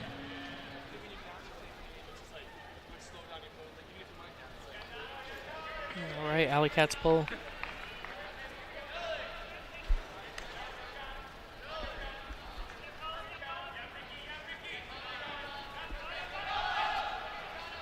Put this back across the field. Oh, Donovan Triplett lays out to try and get the Callahan. Takes it to the ground but can't hold on.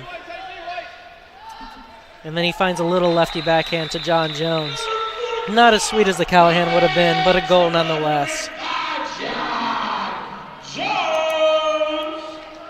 You almost feel bad for Donovan there. He thought he had it. You could see it in his eyes. You can see his momentum.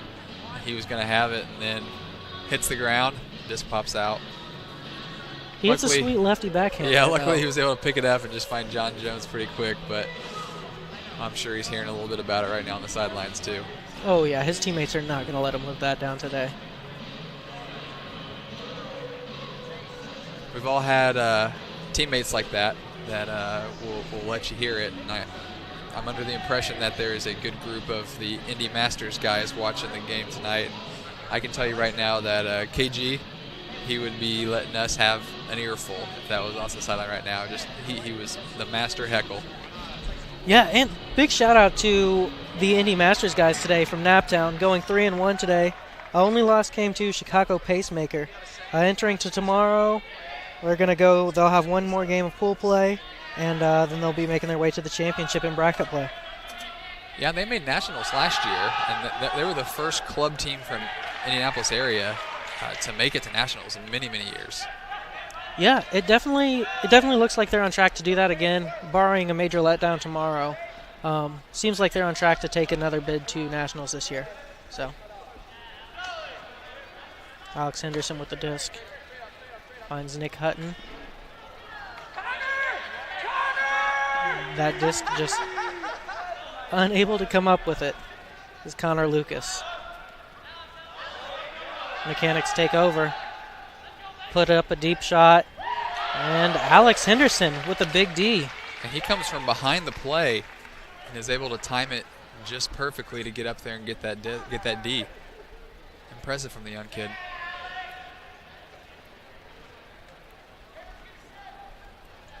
Alex Henderson's going to bring it up. Take the disc here.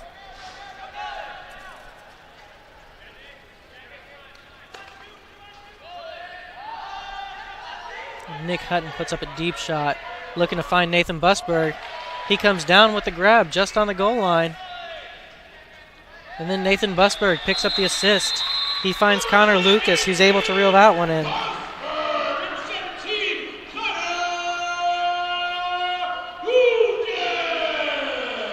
Nick Hutton puts up a big huck. Nathan Busberg has the legs to run it down. Runs it down, grabs it left-handed over the defender. Just outside of the end zone, and then a little dishy pass to Connor Lucas. That's another break for the AlleyCats. That's 3 straight goals here out of half. They extend that lead 20-9 here. And that was an impressive huck by Nick Hutton, and I wish we would have been able to capture a little more of that replay just to see that huck. It was well placed. He was able to run underneath it and grab it, and then that sets up the just the easy dish for the score. It's little things like that where players continue to improve their game year after year, and Hutton's really been able to dial in that huck. He's been that guy who's been full of energy, will lay out every single point, but he's really found the ability to get that disc and put it out there. Yeah, he's really been known for his big playability on defense, but offensively he's really been stepping it up over here recently. So.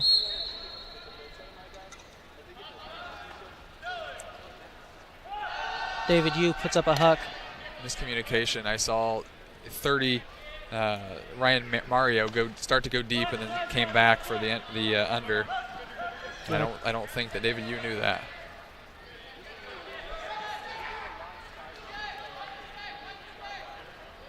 Colin Ringwood with the disc, puts it across the middle to Spencer Laskar.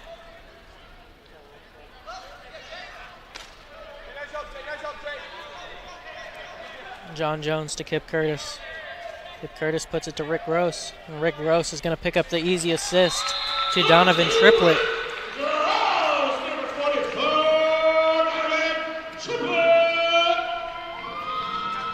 Rick Gross picking up his first stat of the game. 1 assist for the guy. It's been a lot of the depth stepping up for the AlleyCats today. First stat on the board for Rick Gross today. Well, yeah, that really just goes to show you that defense has been out there almost all day. When he's playing primarily offense now, it's going to be hard to hit that 200 club if you're sitting on the bench over there with the O-line.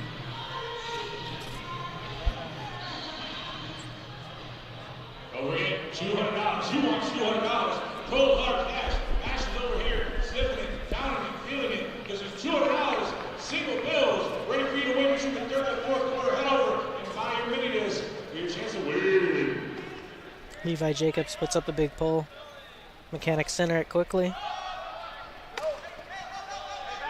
It's Brennan McCann with the disc. He puts up a big backhand huck. Jesse Jenkins trying to chase it down on defense, but cannot. That was Boston Dayu. Brennan McCann finds Baston Dayoon for the goal. That's his first goal of the day. You have 8 minutes and 45 seconds left to go get your mini disc and your chance to win $200 cold hard cash. 1 for $1, $5, $10, So Mechanic get another one on the board. It's been a tough night for him so far, but something positive that comes out of something like that is, that was a huck, and the huck has not been landing for him today. So, it's one of those things where what you can take away from that point is that the defense was running with them, but we still connected the huck. So you can take that a little bit away from that, a little bit of a positivity where, again, this game, you can't really ever say a game's over, especially when the points are so quick and the clock stops so often. You could rattle off, 4 or 5 in a row possibly, and you feel like you're right back in the game. Yeah, we saw the AlleyCats do that at the end of the first quarter and the beginning of the second quarter. They rattled off 4 goals in about a 2-minute span, so anything can still happen. If they get some momentum behind them, Mechanix are not out of this game necessarily, so we'll see if they can keep on building here.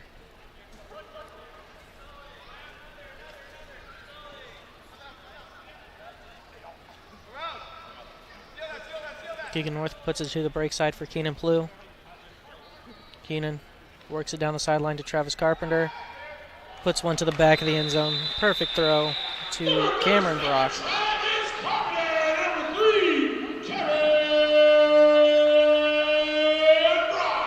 And Travis Carpenter picks up the assist there to Cameron Brock.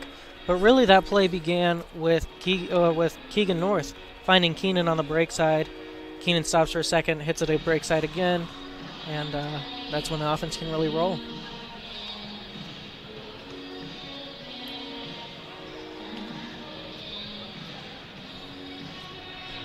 And again, as has happened almost the entire game, the Detroit junk look slows them down at the AlleyCats offense at the beginning. And then a couple of throws, they're able to break through and find the openings. And then all of a sudden they're off to the races, and the flow gets in, gets put in, and there's no stopping them at that point.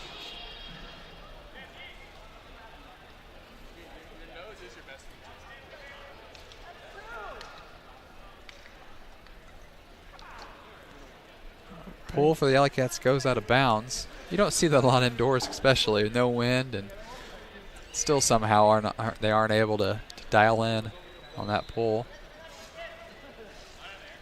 So Josh Leiter, a name we haven't called a lot tonight, takes to the brick.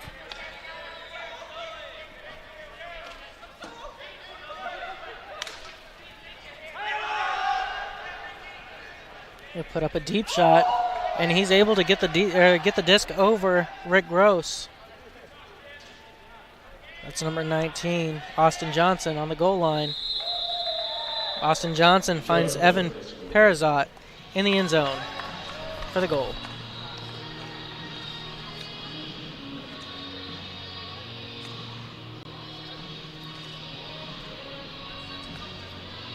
It's not often that you see someone beat Rick in the air, but Rick Gross gets beat, and then Evan Perazot finds a small opening in the end zone to score.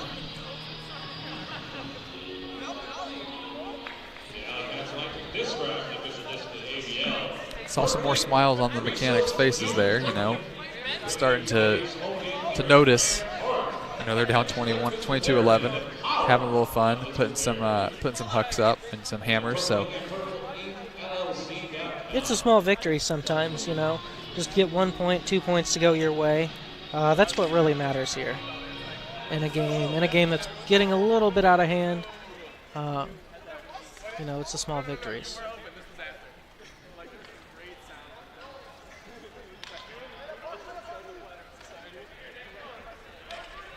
AlleyCats working down the field. Levi Jacobs and Cameron Brock able to play catch for a minute.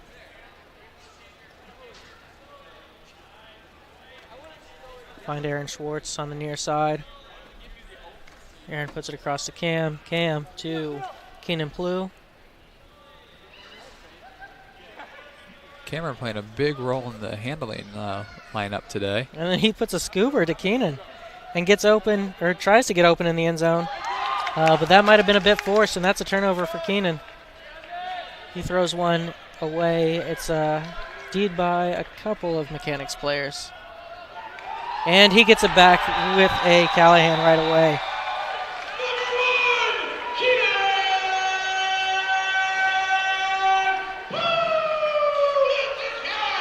I guess if you're going to throw it away, the way to get it back is a Callahan in the end zone. Yeah. Not a bad way to, a little turnaround there. And now he can go tell Donovan, this is how you catch it in the end zone.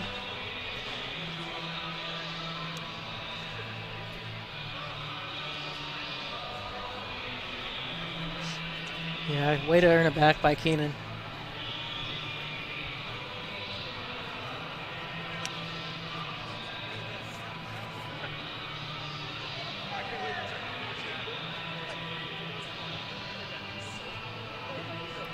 All right, AlleyCats take a 23-11 lead now over the Mechanics.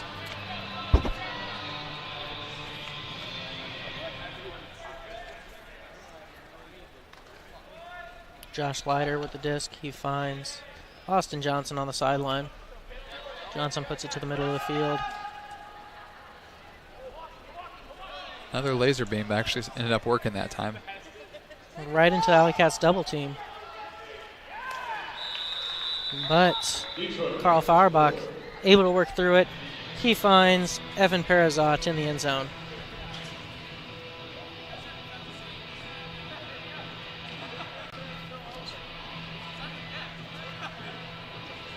So the double team on the end zone line doesn't work this time, but that is something that's very effective. And in the AUDL, since you're allowed to double team, you see a lot of teams try to put that in place on the sidelines, and use the sideline as that third defender almost. On the end zone, it is difficult, especially when you sandwich somebody like they did. You've got a big, long arms up in front of them, big, long arms in the back of them. So that takes away a little bit of the dump, takes away a little bit of your forward cut or your cut ahead of you, and that time they're just able to work right underneath the arm for the score. Yep, he stays patient, steps through the defense, and able to get the assist there. AlleyCats O-line back on the field. We haven't seen much of him today. Keenan Plew with the disc. Puts up an OI throw, finds Keegan North down the field. Keegan puts up a shot to Levi Jacobs, but a bit too bladey, and Levi cannot come up with it.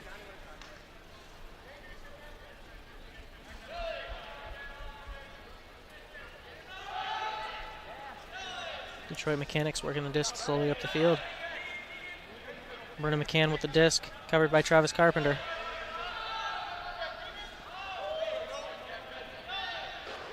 Goes just over the hand of Keenan Plew, reaching up to try and D it.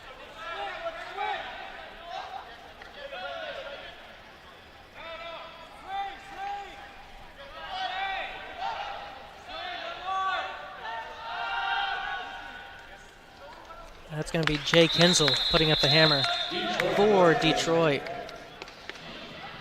Jay Kinzel puts up the hammer, and he's able to find his man in the end zone to score. Well, we've got a quick break. We didn't get a chance to do this at halftime, but let's take a look at the layout ultimate grip catch of the half. Now, we talked a little bit about this at halftime, and Donovan gets the disc on the sideline and finds Aaron Schwartz over the top with a little bit of a bladey there, and Aaron Schwartz is able to pull it down with his defender on him, and that was just a great catch. So that was the layout ultimate grip catch of the half. Layout ultimate, what the pros wear. Layout ultimate would like to give out a pair of gloves to a viewer. Tweet at universe_point and at layout ultimate using the hashtag layout ultimate and tell us why you want some gloves. We will pick a winner in the fourth quarter. Nice way to win some pair of gloves there. Yeah, well, layout gloves are great. So I know I would be tweeting in if I were the viewer.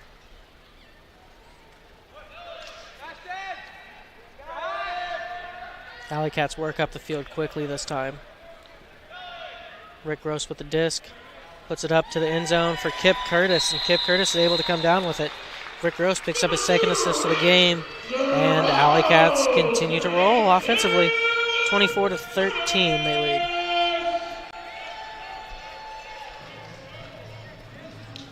So that's 2 assists for Rick Gross during this half. His only 2 stats, tallies on the stat line, but those 2 good ones.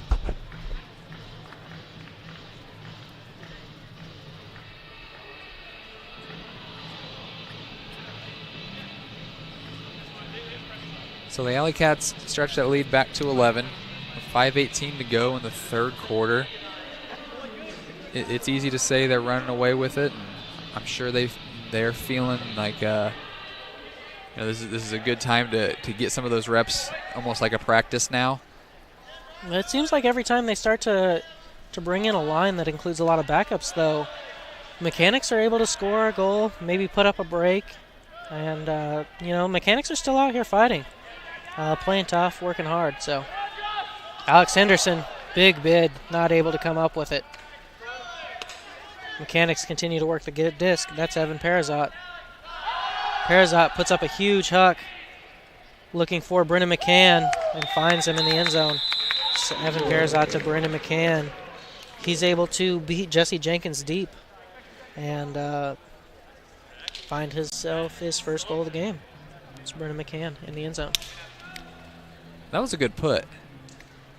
I mean, that's 65, 70 yards on a dime, and that's the sort of put you want to have, and especially indoors. And just right over the outstretched arms of Jesse Jenkins, who really was step for step. He might have been a step behind, half a step behind. So that was a beautifully put disc and a great grab. Really where it needed to be for the defender to not have a chance at it. So, yeah, great job, great throw by Parazot. McCann, great cut, get open deep. Mechanix looking to pull now. Maybe they can string together a run real quick.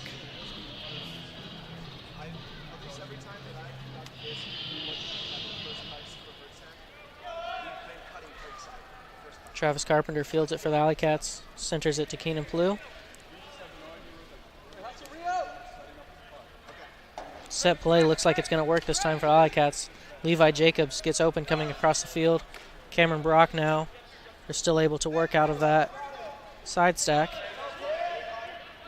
Keenan Plew, Cameron Brock. Cam's pretty much uncovered, able to work it.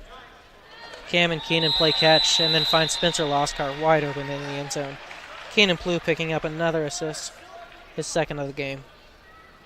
That's quick work by the AlleyCats offense. And really, for one of the first times in the game, their set play does not get shut down. Levi Jacobs comes across the field early out of that side stack. Cameron Brock follows him. Cameron Brock never really gets picked up, and Mechanix cannot do much to stop him.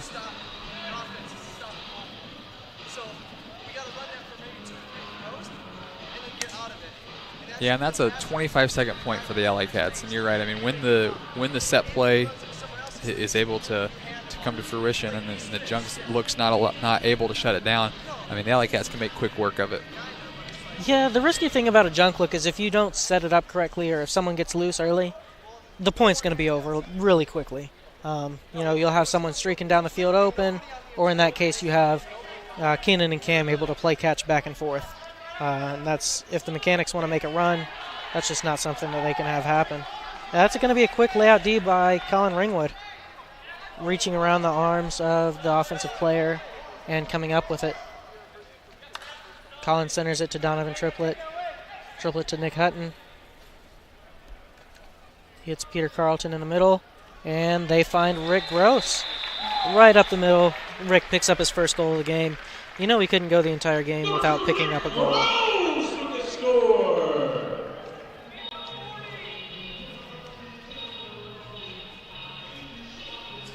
Nick hits the inside throw to Peter Carlton. Carlton just nice and easy backhand right up the middle, finds Rick Gross. Great wide look open from Carlton, great cut from Rick Gross. Knew exactly where they needed to be, where the hole in the D was. That's something you come to expect from Rick Gross, like you've been saying. Yeah, he couldn't go the entire game without scoring a goal. Making an impact here in the third quarter, 2 assists, 1 goal. So, big quarter here from Rick.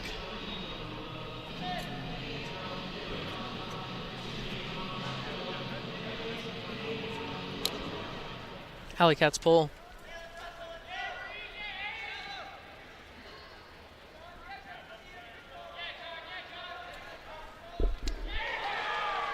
And there's going to be a layout D by Connor Lucas. Mechanix player looked like he was wanting a foul call, but nothing called. They hit Michael Ames. Ames gets it to Alex Henderson, sorry. And then Connor Lucas flips it over the top between 2 defenders from Mechanix and finds John Jones in the end zone.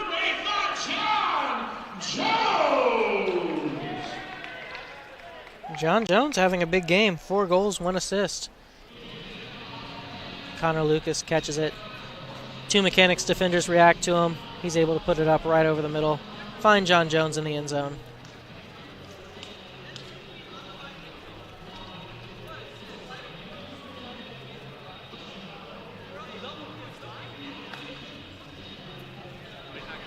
This is a big third quarter here for the AlleyCats, as they've scored 10 points here in the third quarter. And we still have 3:15 to go. 3:15 to go. Really just a rapid pace here for this third quarter.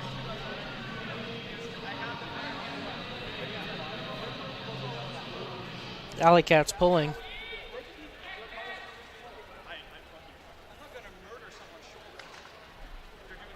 Mechanix center the disc, find to Evan Perazat.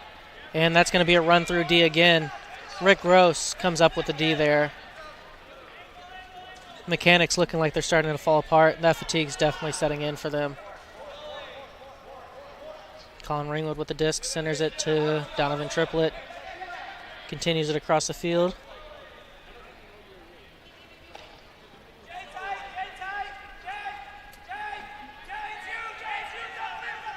Nick Hutton with the disc, he hits Kip Curtis. Donovan Triplett gets open, up line to score. Donovan Triplett with the second goal of the game on the assist from Kip Curtis.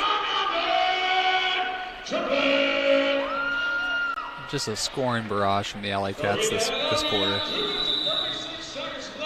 And everything's going right for the AlleyCats right now. And there's a timeout for the Mechanix. Hand-me-down car, first used but new to you car, first actual new car. When things change, your insurance should too. Visit infarmbureau.com for a free quote to find your local Indianapolis area agent.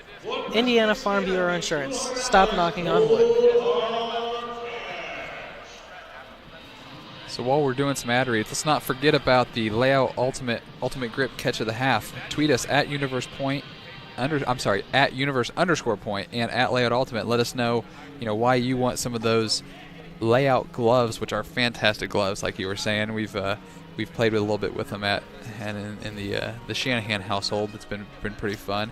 And since we've got some time too, I want to look again at that replay that we had of for our ultimate grip catch of the half. You see Donovan here with the bladey throw, and Aaron Schwartz knew contact was coming and was still able to keep the concentration, get up there and grab it. And that's just a great grab. That's great camera work too by our cameraman Kaiser DeCam over there. That was good. Again, let us know why you want some gloves. Use the hashtag #LayoutUltimate and tag at @universe_point and at @LayoutUltimate. Can we say if you get those gloves, you can catch like Aaron? I think we can. Yeah. Absolutely.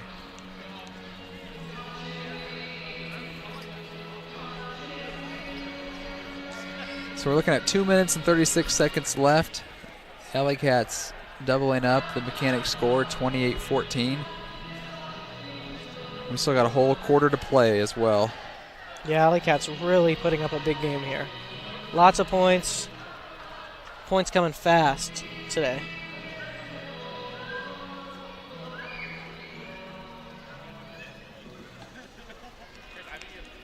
AlleyCats getting ready to pull. Alex Henderson will pull for the AlleyCats. The pull goes up.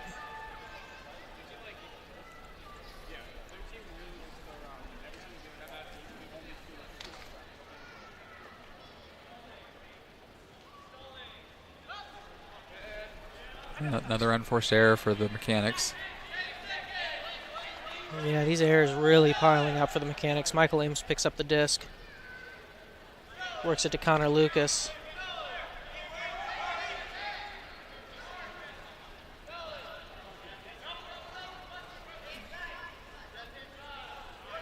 They work it to the break side.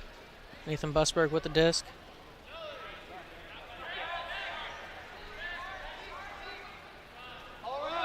Showing a lot of patience here. They've retreated about 20 yards, just looking for this opening. Brennan McCann comes up with a big D for the Mechanics. Reads the cut coming.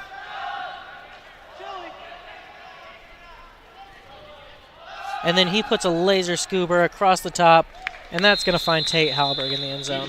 What a throw by Brennan McCann. And it all started with that great D, just the poach, seeing your surroundings, knowing what's going to come, anticipation, and got the good run through D, and it finishes off with the laser scooper, like you said, over the top.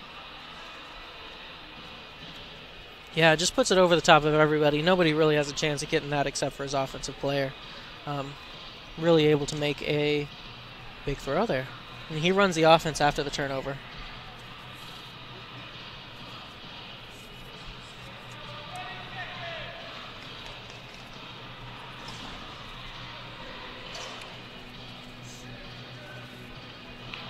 So 1:37 still to go in the third quarter. AlleyCats 28, Detroit Mechanics 15. AlleyCats offense that we haven't seen very much today, back out on the field. Keenan Plew back to receive the disc. Keegan North back there with him, with Travis Carpenter. Keegan North with the disc. Hits Levi Jacobs in the middle of the field. Hits Cameron Brock. Hits Spencer Lascar. Moving without much resistance right now, the AlleyCats offense. Cameron Brock down the sideline. Oh. So Mechanics player falls down for a second. Keenan to Travis. And Spencer Lascar just outruns his defender and gets open in the end zone.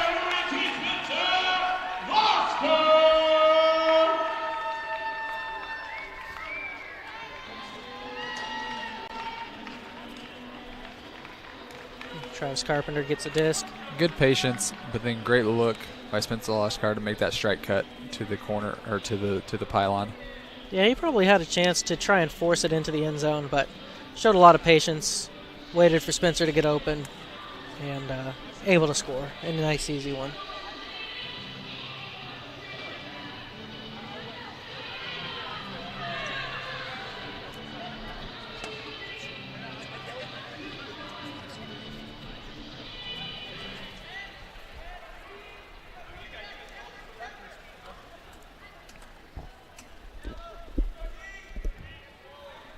We're under a minute now, the third quarter. Disc pops up, and that's going to be a sky D by Kip Curtis. Turns quickly, finds Donovan Triplett. Kip and Donovan working it back and forth here. And then John Jones is going to go deep, and he comes down with it. John Jones on the receiving end of another goal. That is the 5th goal of the game for John Jones.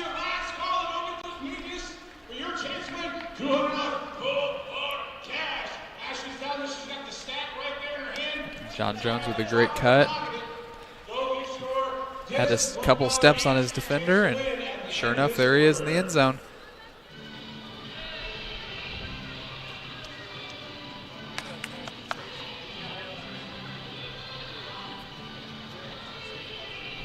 Yeah, AlleyCats really rolling. Everyone having a good game for the AlleyCats. Yeah, it's going to be hard to select a star of the game there. I see lots of tallies all over the place. Yeah, John Jones with 5 goals. Donovan Triplett with 4 assists and 2 goals. Peter Carlton with 4 assists and a goal. Lots of players here. And you can't forget about Keenan with the Callahan. Sure, absolutely. Detroit quickly hits on a huck.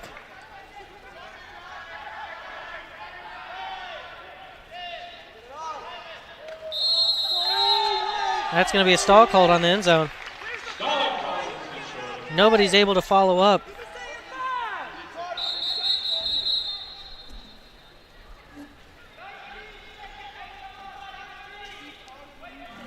Official asked to reset the clock to 19 seconds. It should have stopped on the whistle. We reset it to 19, and we got the reset. 19 seconds here. AlleyCats. And that's going to be a throwaway.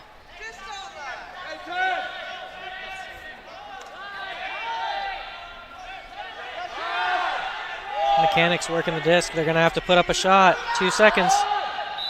They put one up to the end zone. That shot's not great, and Michael Ames is able to shut it down and throws down a ferocious spike after the D.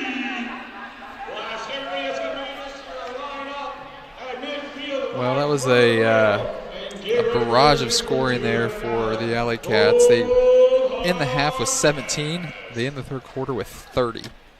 It's a pretty good quarter there for the AlleyCats, especially on the AlleyCats on defense. That's a blistering pace for the AlleyCats. That's over a goal a minute on average here in the third quarter, which is unbelievable.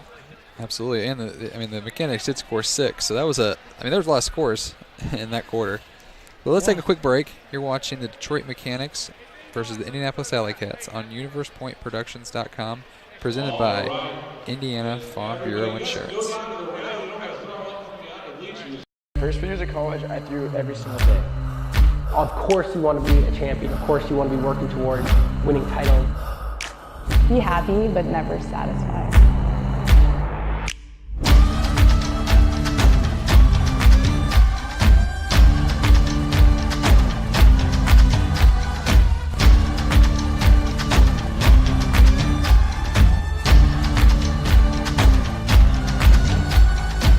Better than ever.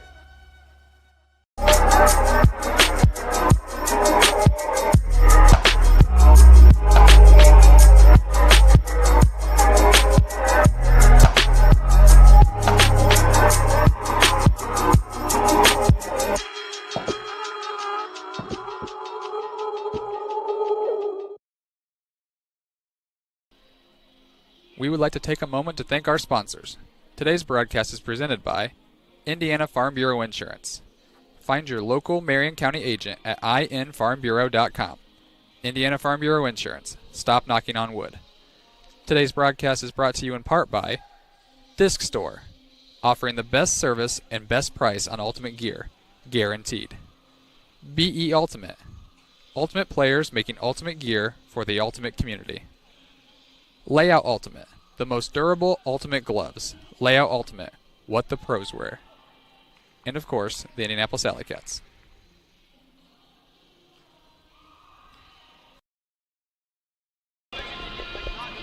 And we're back after the end of the third quarter. AlleyCats have a commanding 30-15 lead over the Detroit Mechanix here at Grand Park in Westfield. John Jones, real standout for the AlleyCats today. 5 goals, 1 assist. Donovan Triplett not far behind, 4 assists, 2 goals. Going to be hard to pick a standout or a real star of the game today. Yeah, I know you mentioned Keenan Pluk as the Callahan, but he gave away his 100% completion rate right before that when he tried to force it into the end zone. So I don't know if I can give it to Keenan now. Yeah, Keenan, had a chance of being great. He threw one away.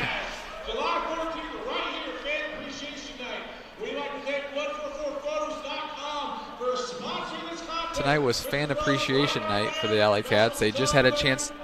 Oh, and I'm sorry. Next Saturday. Wait. See, here I am getting all confused because I'm trying to listen to the PA at the same time. So Saturday, July 23rd, when the Minnesota Wind Chill are here in Indianapolis at Grand Park, that's Fan Appreciation Night. If you can't, make it out to Westfield, make sure you watch us here on Universe Point Productions. We will have all the action that evening, and looking forward to the Wind Chill coming to town, and hopefully with a win tonight. Again, I hate saying it, it's a win with a whole quarter to play, but odds are this is going to be a win for the AlleyCats, and this will clinch the playoff spot for the Cats. And that last game of the year, it always seems to come down to Minnesota, and it always seems to come down to playoff contention. And last year the AlleyCats had a subpar record, but when the Minnesota Wind Chill came into town, they were trying to play spoil and do something to the Wind Chill and put them in a worse position. But maybe this year, well, definitely this year, it'll come down to positioning for the playoffs for the Cats. And if they can continue to roll, next week they're going to go to Madison for that rematch, and if they can pull out a win there at Breeze Field in Madison, something that doesn't happen very often. I think I saw at the Wind Chill the Radicals are 45-1 or something in Madison. Yeah, I think their only loss in Madison was against Raleigh a couple of weeks ago. Yeah, which is just impressive.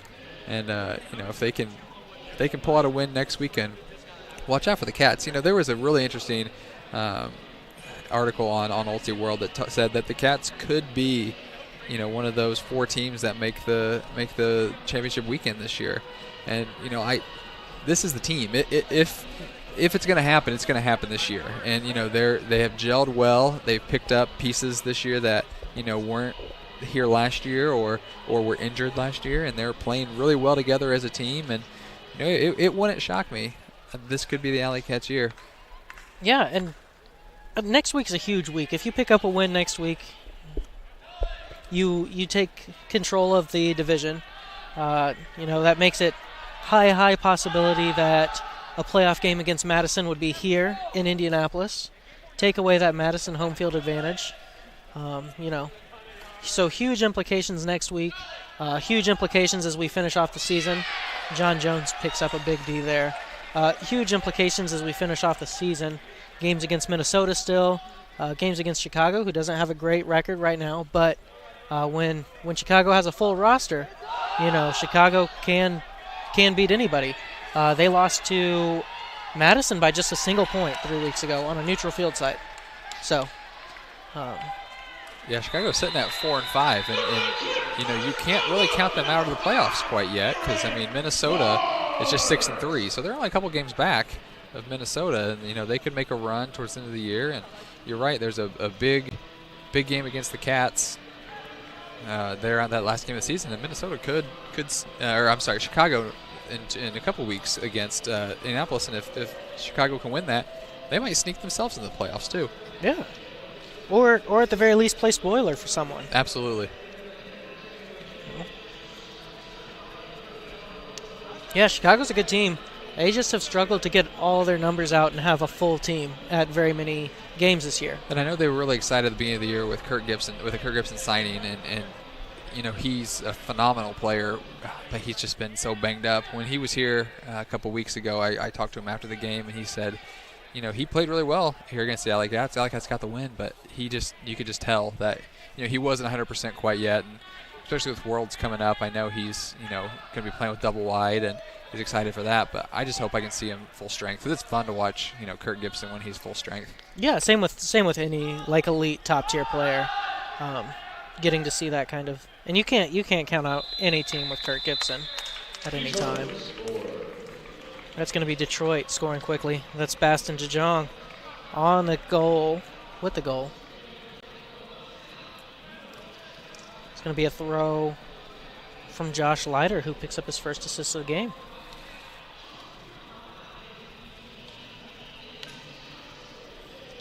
And DeYoung beats Travis Carpenter downfield. Carpenter not quite able to come up with a D.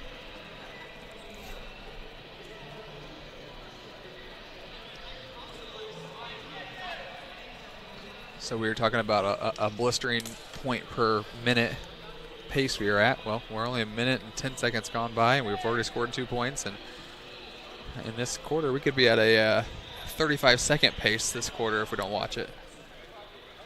Hey, that's what I like to see. The fans love offense, right? Keegan North gonna retrieve the pull, center it to Keenan Plew. He hits Levi Jacobs up the middle of the field. Levi finds Rick Gross.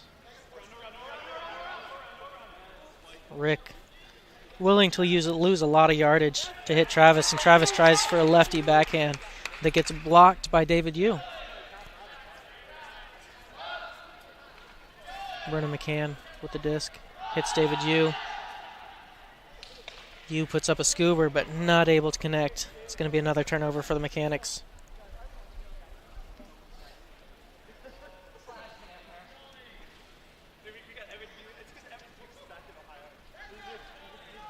Keenan Plew and Keegan North working the disc. Find Spencer Loscar down the field now.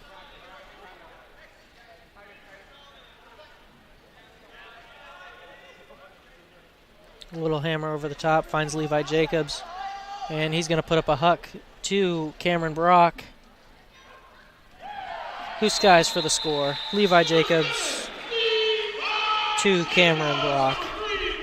You know, it's really fun to watch Cameron Brock climb the ladder. He does it so often and with such ease. Anytime the disc is in the air and it's Cameron Brock one-on-one, I almost can guarantee a score for the AlleyCats. I'm so confident in him because he does it time and time again. That's his 4th goal of the game, and silently just building up a big game. You know, and for all the old Indianapolis Colts fans, Cameron reminds me of Marvin Harrison, who knows he's been there about 1 million times there in the end zone. He'll catch the disc, he'll toss it back to the line. Now, he does get excited. If the game is on the line, he'll throw down a spike, but most of the time he just throws it right back over to the goal line and trots off the field like he's done it 1 million times before. Yeah, probably gets boring when you score 10 million goals. Well, when you're the all-time leading scorer in the AUDL, you've been there a few times. Yeah.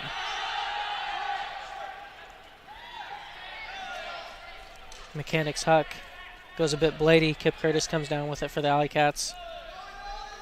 They work it to Donovan Triplett.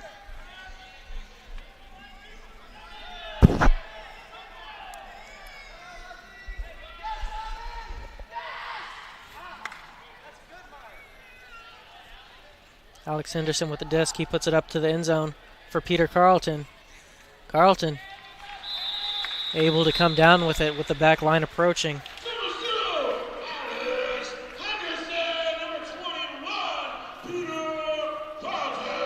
One more tally on the stat sheet for Peter Carlton. Carlton having a big game. 4 assists, 2 goals. And Carlton not necessarily one of your AlleyCats stars, but, you know, again, their depth really showing this year. Everyone making contributions, everyone making big plays, and that's part of why this team has done so great and is going to be tied for the lead in the Midwest Division.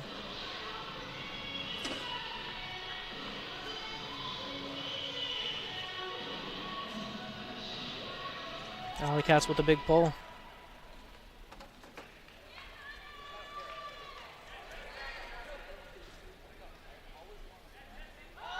Mechanix put up the Huck right away. And that's going to be number 61, Tate Halberg, getting open in the end zone. That was a good Huck, too. He got behind the defense. Colin Ringwood was trying to catch up, but just couldn't do it. And that's number 12, Jake Hensel on the assist. That's a big throw. Again, about a 75, 80-yard Huck. From a standstill. Yeah. It's impressive. It is impressive. It's a quick connection from the Mechanix. Just trying to get our scoring average up. You know, if there's any viewers, too, who, if this is their first time viewing Ultimate, you know, it's so much fun to watch, and the beauty of the disc in the air, and the ability that these guys have, the athleticism they have, of course, and the ability to throw the disc, 70, 80 yards on a dime, like you said, from a standstill. This is what hooked me to the sport. Yeah, I agree. I mean, when I first started throwing, I could throw like 10 yards, maybe 15 yards. And you get to see great players out here throwing the disc 70, 75 yards. It's awesome. It's a beautiful thing to see. Disc doesn't fly like a ball or anything else. So it's just something that's super unique. Cameron Brock gets open in the back of the end zone, and he comes down with it, towing the line.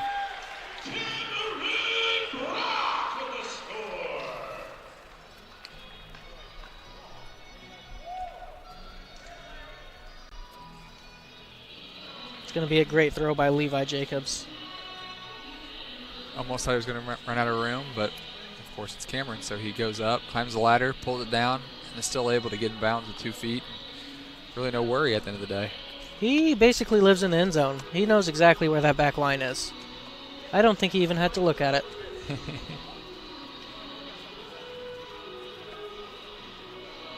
Cameron before the game sits at number 4 on the current leaders of the AUDL in goals, right behind Rick Gross.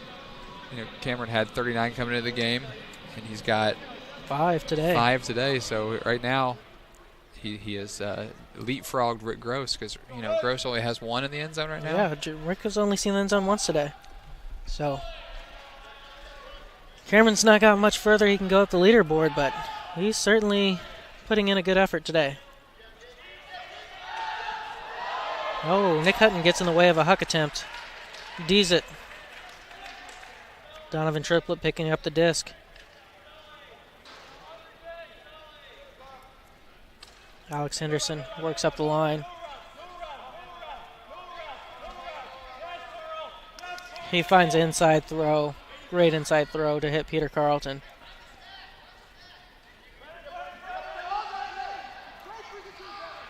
Oh, Carlton tries to hit an inside throw to Donovan Triplett, but can't quite get him.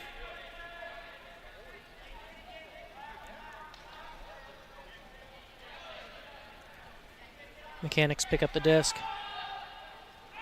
Aaron Schwartz comes up with a D, tips it away, and then Peter Carlton picks it up. Aaron Schwartz and Donovan Triplett playing catch down the sideline. Finds Kip Curtis wide open. Donovan finds Alex Henderson in the end zone. Alex Henderson, the high schooler, 4th goal of the game.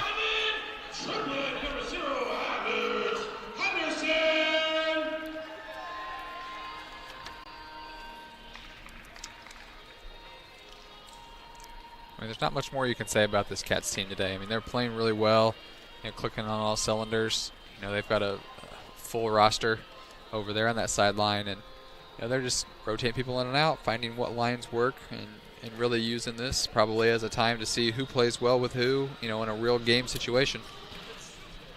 The AlleyCats keeping up the pace, too, by the way. 5 goals in 5 minutes here in the 4th quarter. What a way to roll.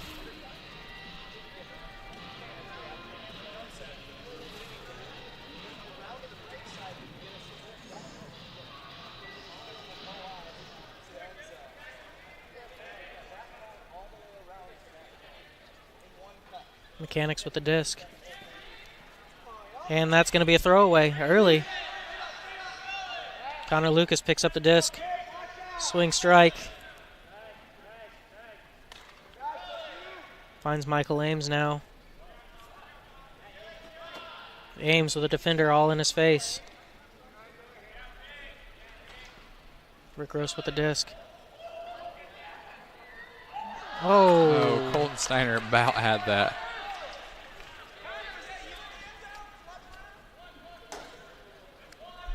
His teammates aren't going to let him live that one down.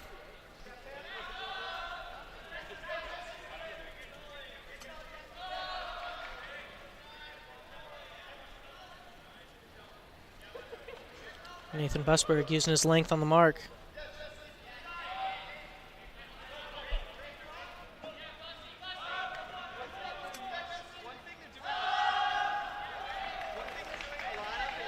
Rick Gross steps into the throwing lane. Knocks down the huck attempt.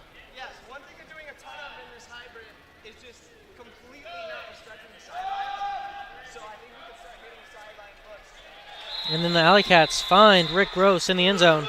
Rick Gross adds another goal.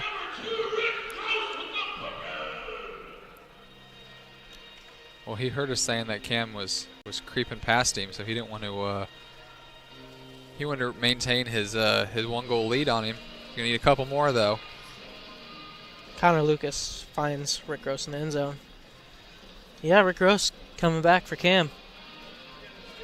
See if he begs Coach Leonard to play a little bit more and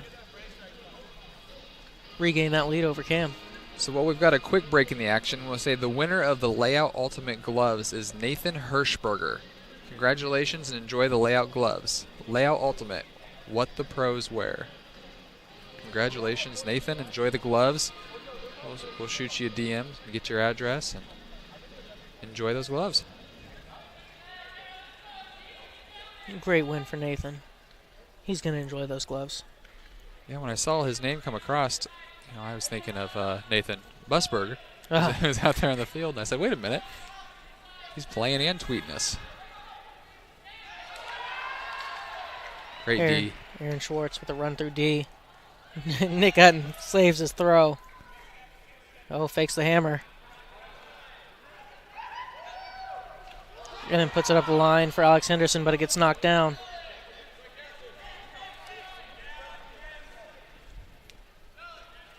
Oh. Nick Hutton tries to get a layout D, but goes all into the back of Brendan McCann. And that's going to be an AlleyCats foul.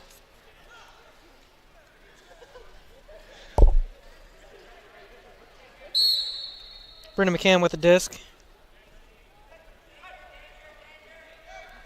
Works around to the center of the field to David Yu.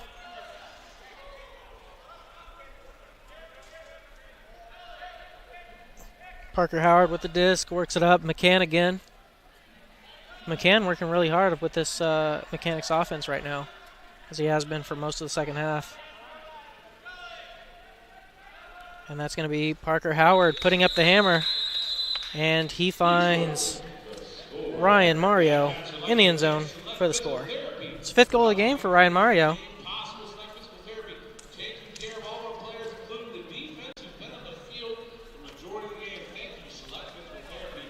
It was a good look, too. It was a good cut in the end zone. It was that hammer that's been working for everybody all day. And Mario, in his post-score celebration, throws it up there in the goal post. Grand Park, home of the Indianapolis Colts Summer League. Or not Summer League, what am I thinking? Their mini camps here up at Grand Park.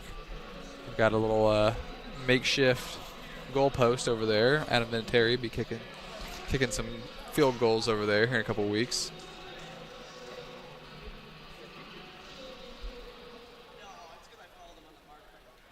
Detroit Mechanix with a pull. Keegan North gonna get that for the AlleyCats and center it to Keenan Plew.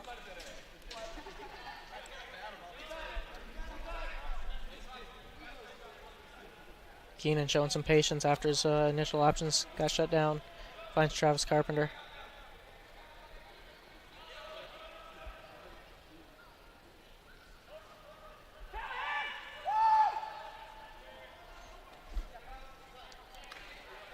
AlleyCats get it to the near sideline with Keenan Plew. Spencer Loskar wide open, uncovered right now.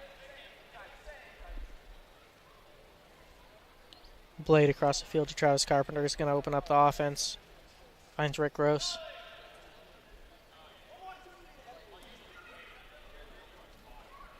IO forehand. Keegan North with the disc.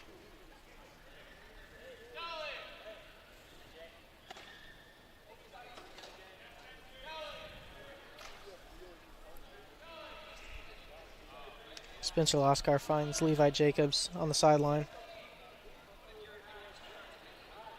Hammer across the field. Keenan Plew not able to get there.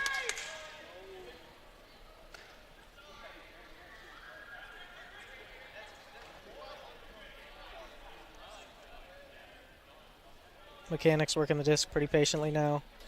This might be the longest point of the game. Very well could be. Point started at the 4:43 mark. We're getting ready to hit 2 minutes. Keenan picks up the disc. And he's going to put it up for Cameron Brock. Cameron Brock scores. That's his 6th goal of the game. Classic connection. Keenan Plew to Cameron Brock. Cameron's 6th goal of the game.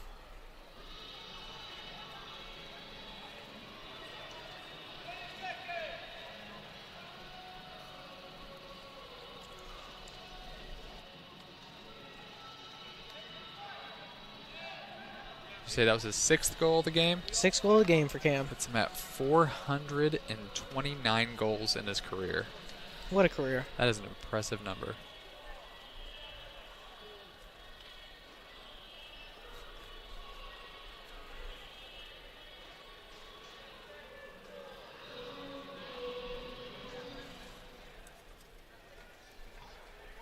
The AlleyCats with a big lead now. David Yu with the disc in the center of the field for the Mechanix. Puts it up to Tate Halberg.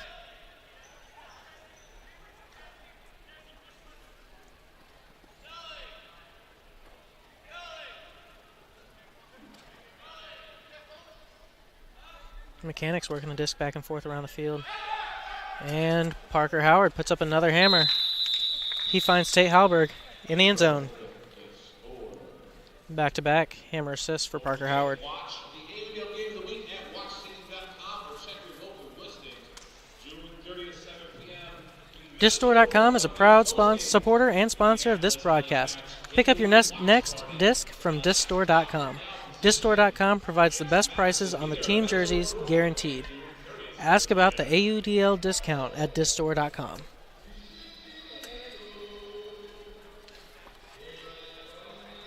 Discstore, another one of our great providers. Great group of guys. Great jerseys. You know, a broadcast like this can't happen without those supporters. I know you see them there, and then on the bottom right-hand corner of your screen, they've been scrolling through, you know, Layout Ultimate, BE Ultimate, Disc Store, Indiana Farm Bureau Insurance locally. You know, those sort of things, those sort of sponsors that come forward and they support, you know, broadcasts like this, and you know, we are very appreciative of them, and you know, we love doing this, and we couldn't do it. There are costs to everything, and you know, they help us make this happen. Yeah, Discstore, I'm a huge fan of Discstore. They, you know, they work with me. I host D3 Midwestern Invite, and they help me out providing jerseys for the tournament. Great group of guys, great customer service. Just, you know, very, very friendly guys to work with. So I really appreciate them. AlleyCats working up the field. Keegan North puts up a blade to Keenan Plew. Easy offense for the AlleyCats.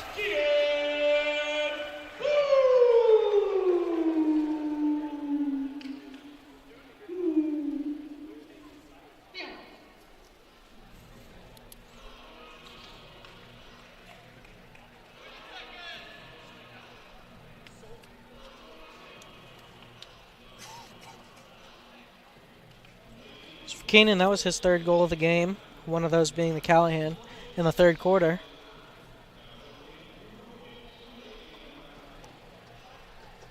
Great game all around for a majority of these AlleyCats players. We have John Jones. He's got five goals, 1 assist. Donovan Triplett, 5 assists, 2 goals. Travis Carpenter with 4 assists. Peter Carlton with 4 assists and 2 goals. Lots of players. Cameron Brock, can't forget about him. 6 goals and 1 assist to go along with it.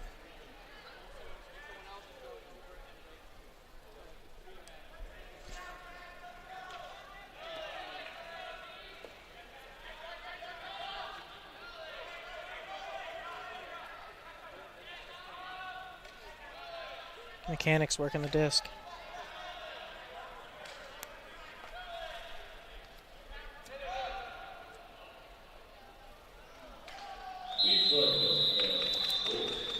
Mechanix find Parker Howard in the back of the end zone to score. He was all by himself. It looked like Kip Curtis might have stumbled a bit on D. I don't know if you'll be able to see him here in this replay, but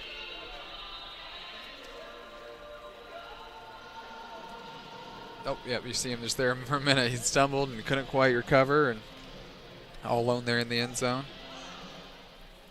We've got a minute and 22 seconds left. AlleyCats 38-20, commanding lead. Good show tonight. A way to continue the momentum from last week's, thriller. Yeah, they had a slow start early.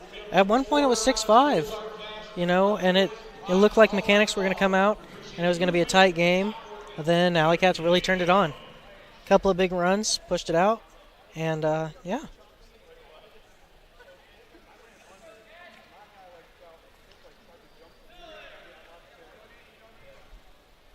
So with a minute 17 left, let's see if the Cats decide to just work the clock. There's no taking a knee in Ultimate, so let's see if they can do the equivalent of just kind of passing it around, work the clock. Or it looks like they might be attacking. Yeah, it looks like they're going to attack. They're probably going for 40, or maybe Rick Gross is just trying to make sure Keenan doesn't catch him.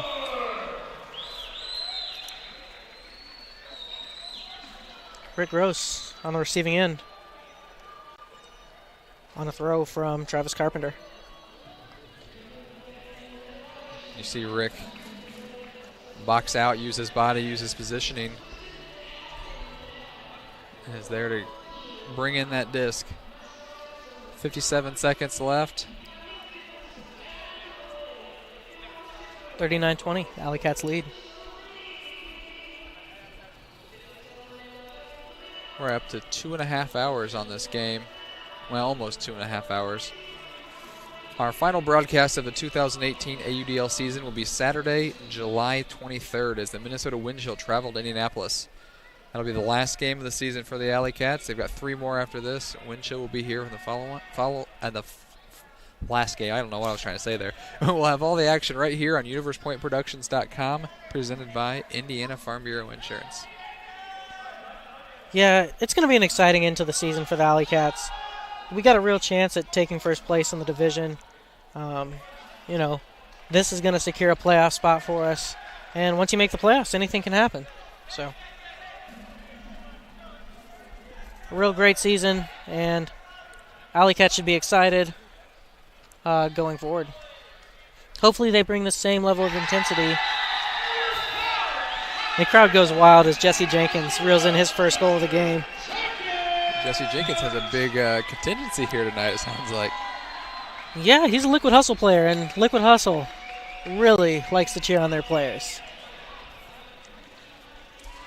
That's Colin Ringwood finding Jesse Jenkins down the sideline. And with that goal by Jesse Jenkins, every AlleyCats player reeled in some sort of stat tonight. That's impressive. Every player on the roster contributing. I'm glad you were able to keep these stats tonight, because I get too into the game and I start watching, and all of a sudden I forget who threw the assist. And fantastic job tonight, Zach. Stats are fun, man. Stats are fun.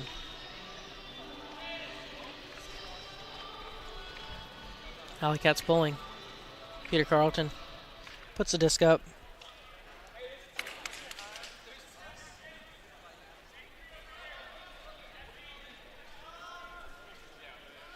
We're at 15 seconds on the clock.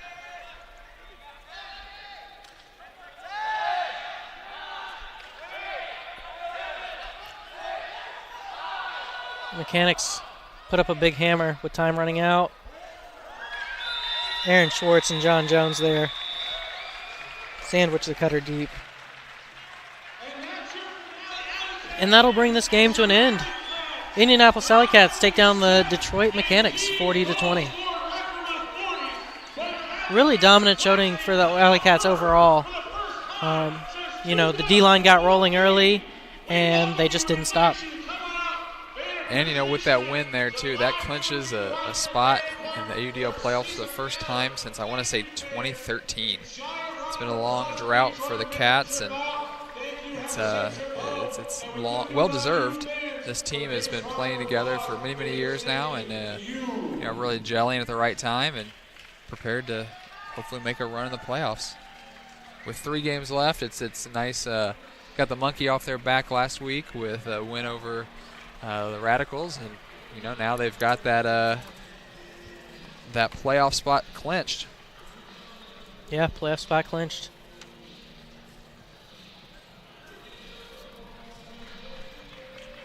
BE Ultimate Better Than Ever play of the game. Here we go. Let's take a look at our BE Ultimate Better Than Ever play of the game. Keenan Plew picking up a Callahan here in the third quarter.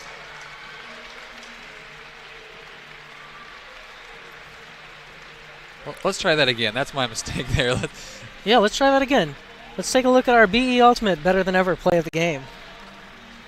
Here it is, Keenan Plew with his Callahan. Chases the disc down. This is right after a turnover. And, you know, no better way to redeem yourself than picking up a Callahan. Runs through, picks it up, thanks to BE Ultimate. Absolutely. That was our BE Ultimate Better Than Ever play of the game. BE Ultimate putting a different spin on Ultimate apparel by focusing on high-performance fabrics, quality workmanship, and rapid turnaround time. They are Ultimate players making Ultimate gear for the Ultimate community. Visit their website at beultimate.com. Well, Zach, that's the end of our broadcast. Another great game for the AlleyCats. It was great working with you. You know, we kind of got thrown together here at the last second, but had a great time. Yeah. You did fantastic. I mean, for only your second game, I'm glad you hopped in the booth with us. Hey, this is fun. This is a fun game. I'm really excited to see the rest of the AlleyCats season. I was really excited to get to see Rand Park. So, lots of great things tonight.